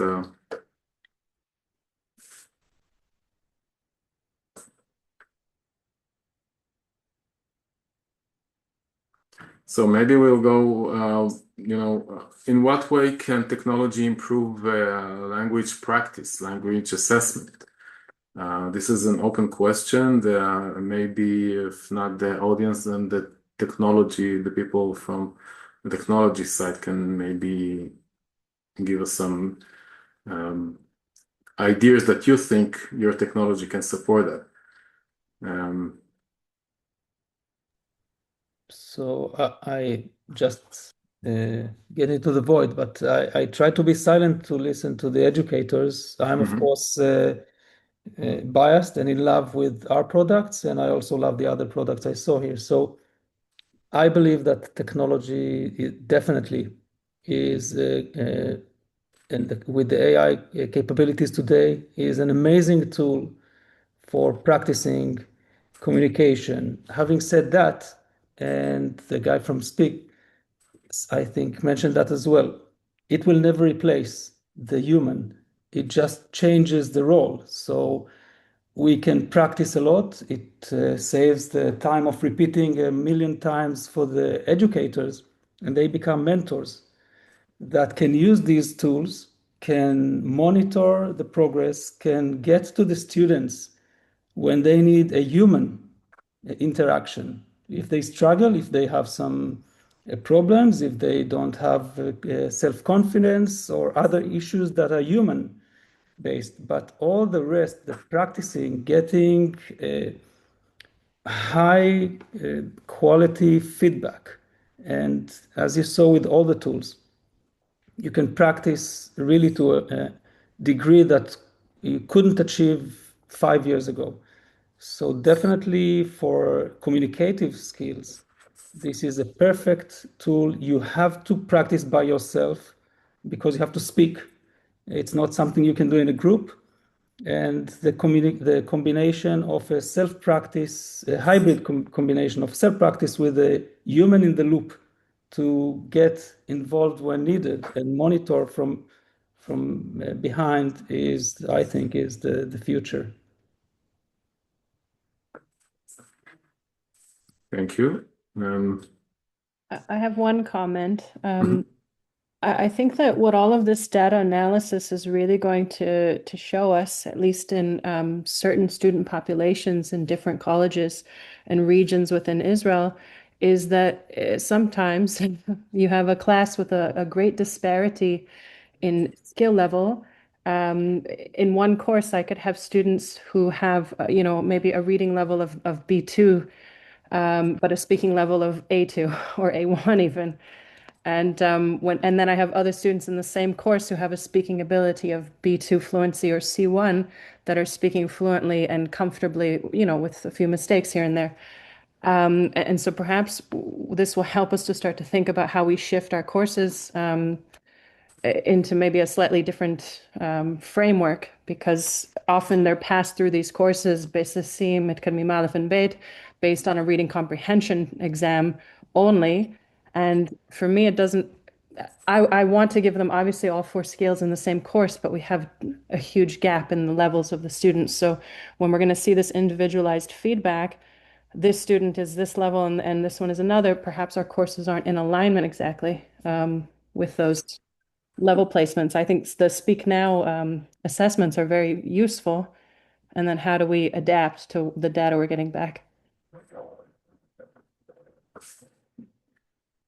Yeah, so it's a kind of tool that can help you deal with different students in the same class. That's different levels. Yeah, kind of. There is some difference between them, and you need some tools that can maybe support that or help you with. Well, there's always a disparity, but then it's going to show it to us it's a real measurable way to see it instead of just my subjective opinion. Because there's two ways to handle these kinds. One of them is to maybe bring technology that can bring everybody maybe in a different path, but another one is to understand what's the level and the difference between them. I think if the self-learning aspect is integrated into the lower levels, in middle school, high school, it would really help to build a more solid foundation so that when they get to higher education, people are more on a similar level. And there is a question here about social emotional. It's a general question. I think it's it's relevant for any other aspect of learning and in the academia, but maybe in English there is some specifics that they can deal. I'm not sure that we can or having any solution for that at the moment, but I can see more and more tools that try to deal with this social emotional challenge. And if there is this question that came up from the audience, if there is any solution, you will find the tools that can handle that. We will share it with you. So this is something that maybe can be done in the future. Another set of questions. This is another 3 questions that we have.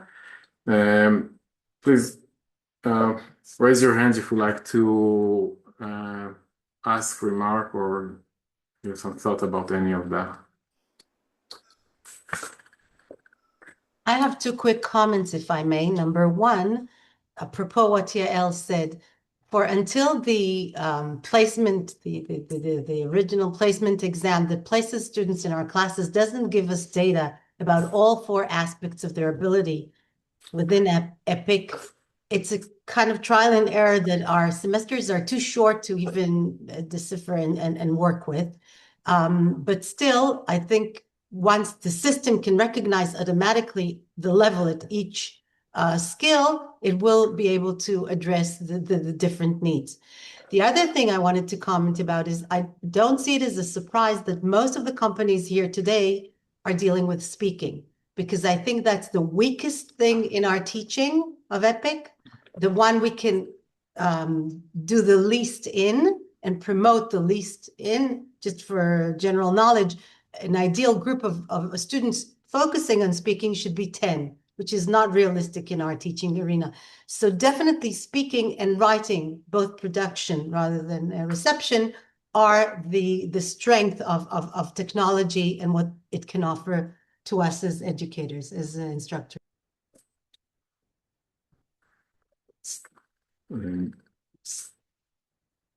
Thanks. Any remarks about those questions? Any ideas? I can add to the discussion. What we're seeing here is essentially opportunities to evolve, but that evolution has to be holistic, right? If we just have something going on the side here and something going on the side there, our courses, any tech that you bring in to your courses needs to run in an integrated way with your course flow, with the learning experience and journey and path that many of the people who were presented today showed. So I think that's key.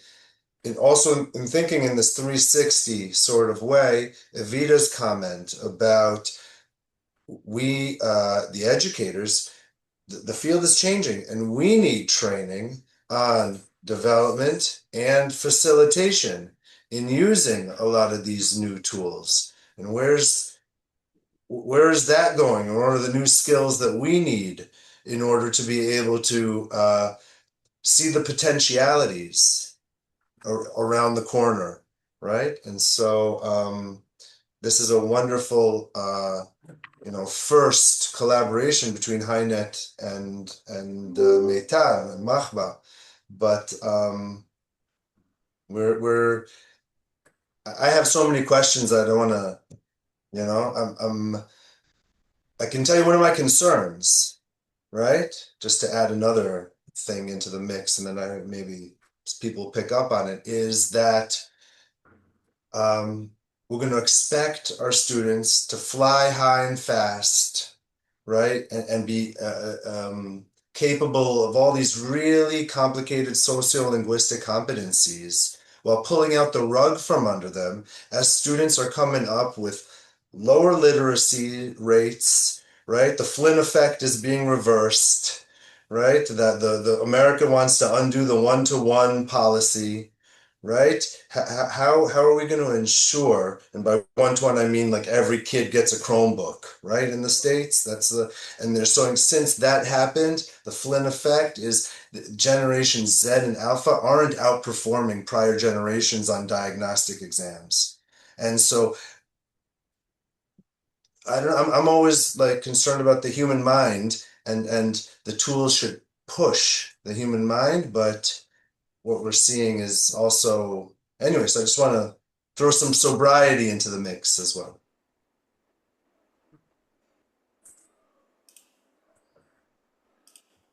Yeah. Yoav? Yeah. Just one thing, I work with multiple interns, both in the United States and Israel. And what we're seeing is, I think Leor also mentioned it now, that we're seeing sometimes they're not coming with the practical, I would say, knowledge, even after they have good grades from university or school. And part of how I see AI is basically use or utilize the frontal, the group time together to actually put tech aside during the classroom, to talk, to have verbal discussions, to have teamwork, to have team building, and to flip some of the, I would say, general knowledge or applied knowledge also to the self-learning, which means to allocate a bit more time, even if it's not 100%. For example, to practice together in groups. How would you talk with an international tech company as part of, some kind of simulation? That's something that they can do verbally together. But how to correct the grammar and, other things they can maybe do on a self-learning or some of the platforms we saw here today. So I think what technology can bring in is free up some of the classroom time to actually utilize it for what's lacking and what Leor said, because today if they get tests, they can copy paste, they go to AI and the brain numbs down. It's not getting more sophisticated, it's actually numbing down. And actually to use the class time, the group time, the discussion time, the time with you guys, to turn this into a much more practical real world environment, and to turn some of the content or, knowledge transfer to something that could be more digital, self-learning, etc. Because if they don't understand the theory, it would come up in the sessions together in applied knowledge, not only in the data. So I think that's also something that maybe should be changing, seeing less lectures in classrooms, seeing more, like you said today, the skills and the critical thinking and, applied knowledge, because I think that will bring students who will be much more ready for the workplace in today's world.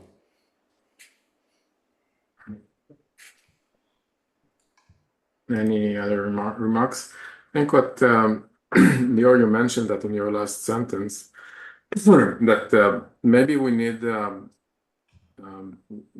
we need together a plan for train the trainer, skills, pilots, infrastructure that we can all use, because the case study, the nice case study that we can see, and the nice technology, it's not if it's not works together, and that we are not able to share the knowledge and understand and learn from others.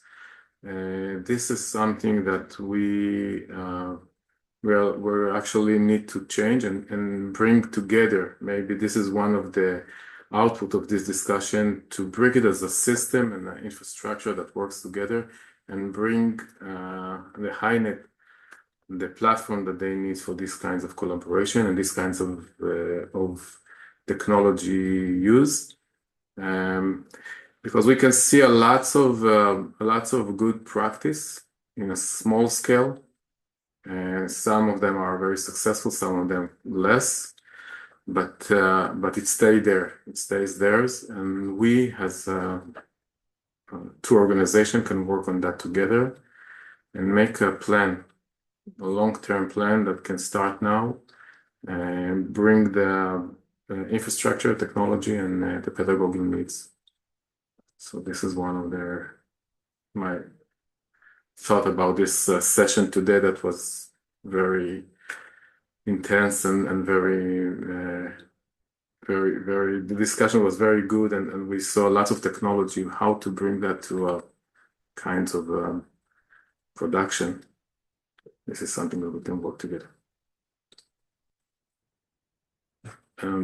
Any others, ideas, thought, needs that you think maybe technology can help and support, or MEITAL as a techno-pedagogical expert can support and brings to the table? I feel that the next step that we will not be able to escape from discussing thoroughly is the issue of assessment based on everything that was said today and presented today. Definitely with those glasses that you saw in my presentation, students will come into classrooms, tests, and there won't be any point in testing in a year or two. So we have to think of the next step. We have to shift our traditional way of assessing, and I think that's the next level we will not be able to avoid from dealing with. I second that. As always, I tend to agree with Tal. Yeah, and I can see on the chat that there is some good ideas how to continue this collaboration. And of course, the teacher training is something that came up again and again. So I think this is a good time to maybe close this session. If Tal, Leor, or anybody would like to say something as a closing remarks. I spoke enough. I'll give the floor to someone else. Yeah. Perfect.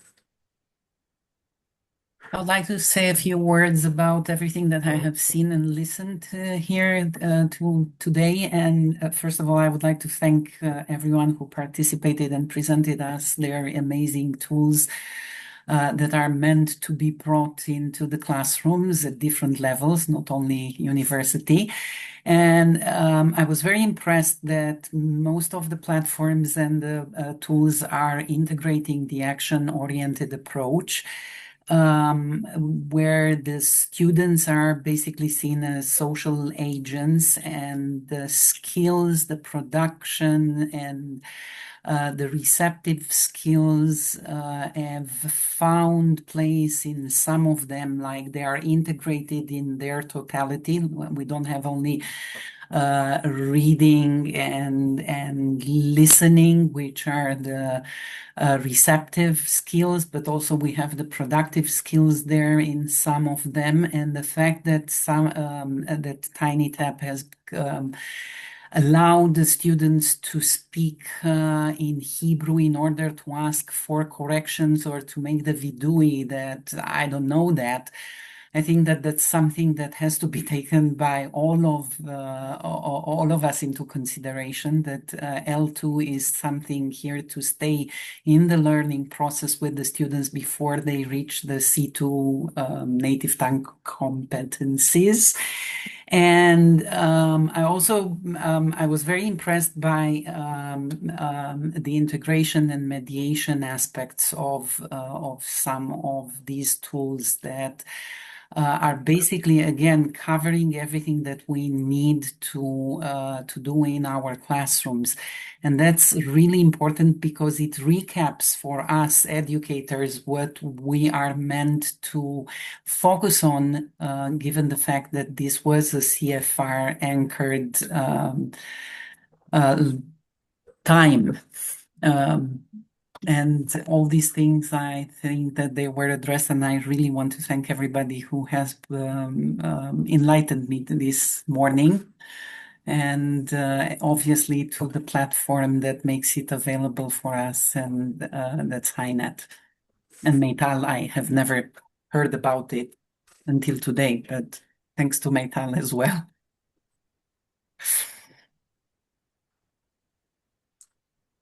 And to Beta. Yeah. So thank you all. As I said, we have another. I just want to say something small. I agree with everything that's been said, and it's been a fascinating several hours, and we learned about so many tools that are going to be so helpful. I just want to say that there are some. I work with college students who don't learn the regular way.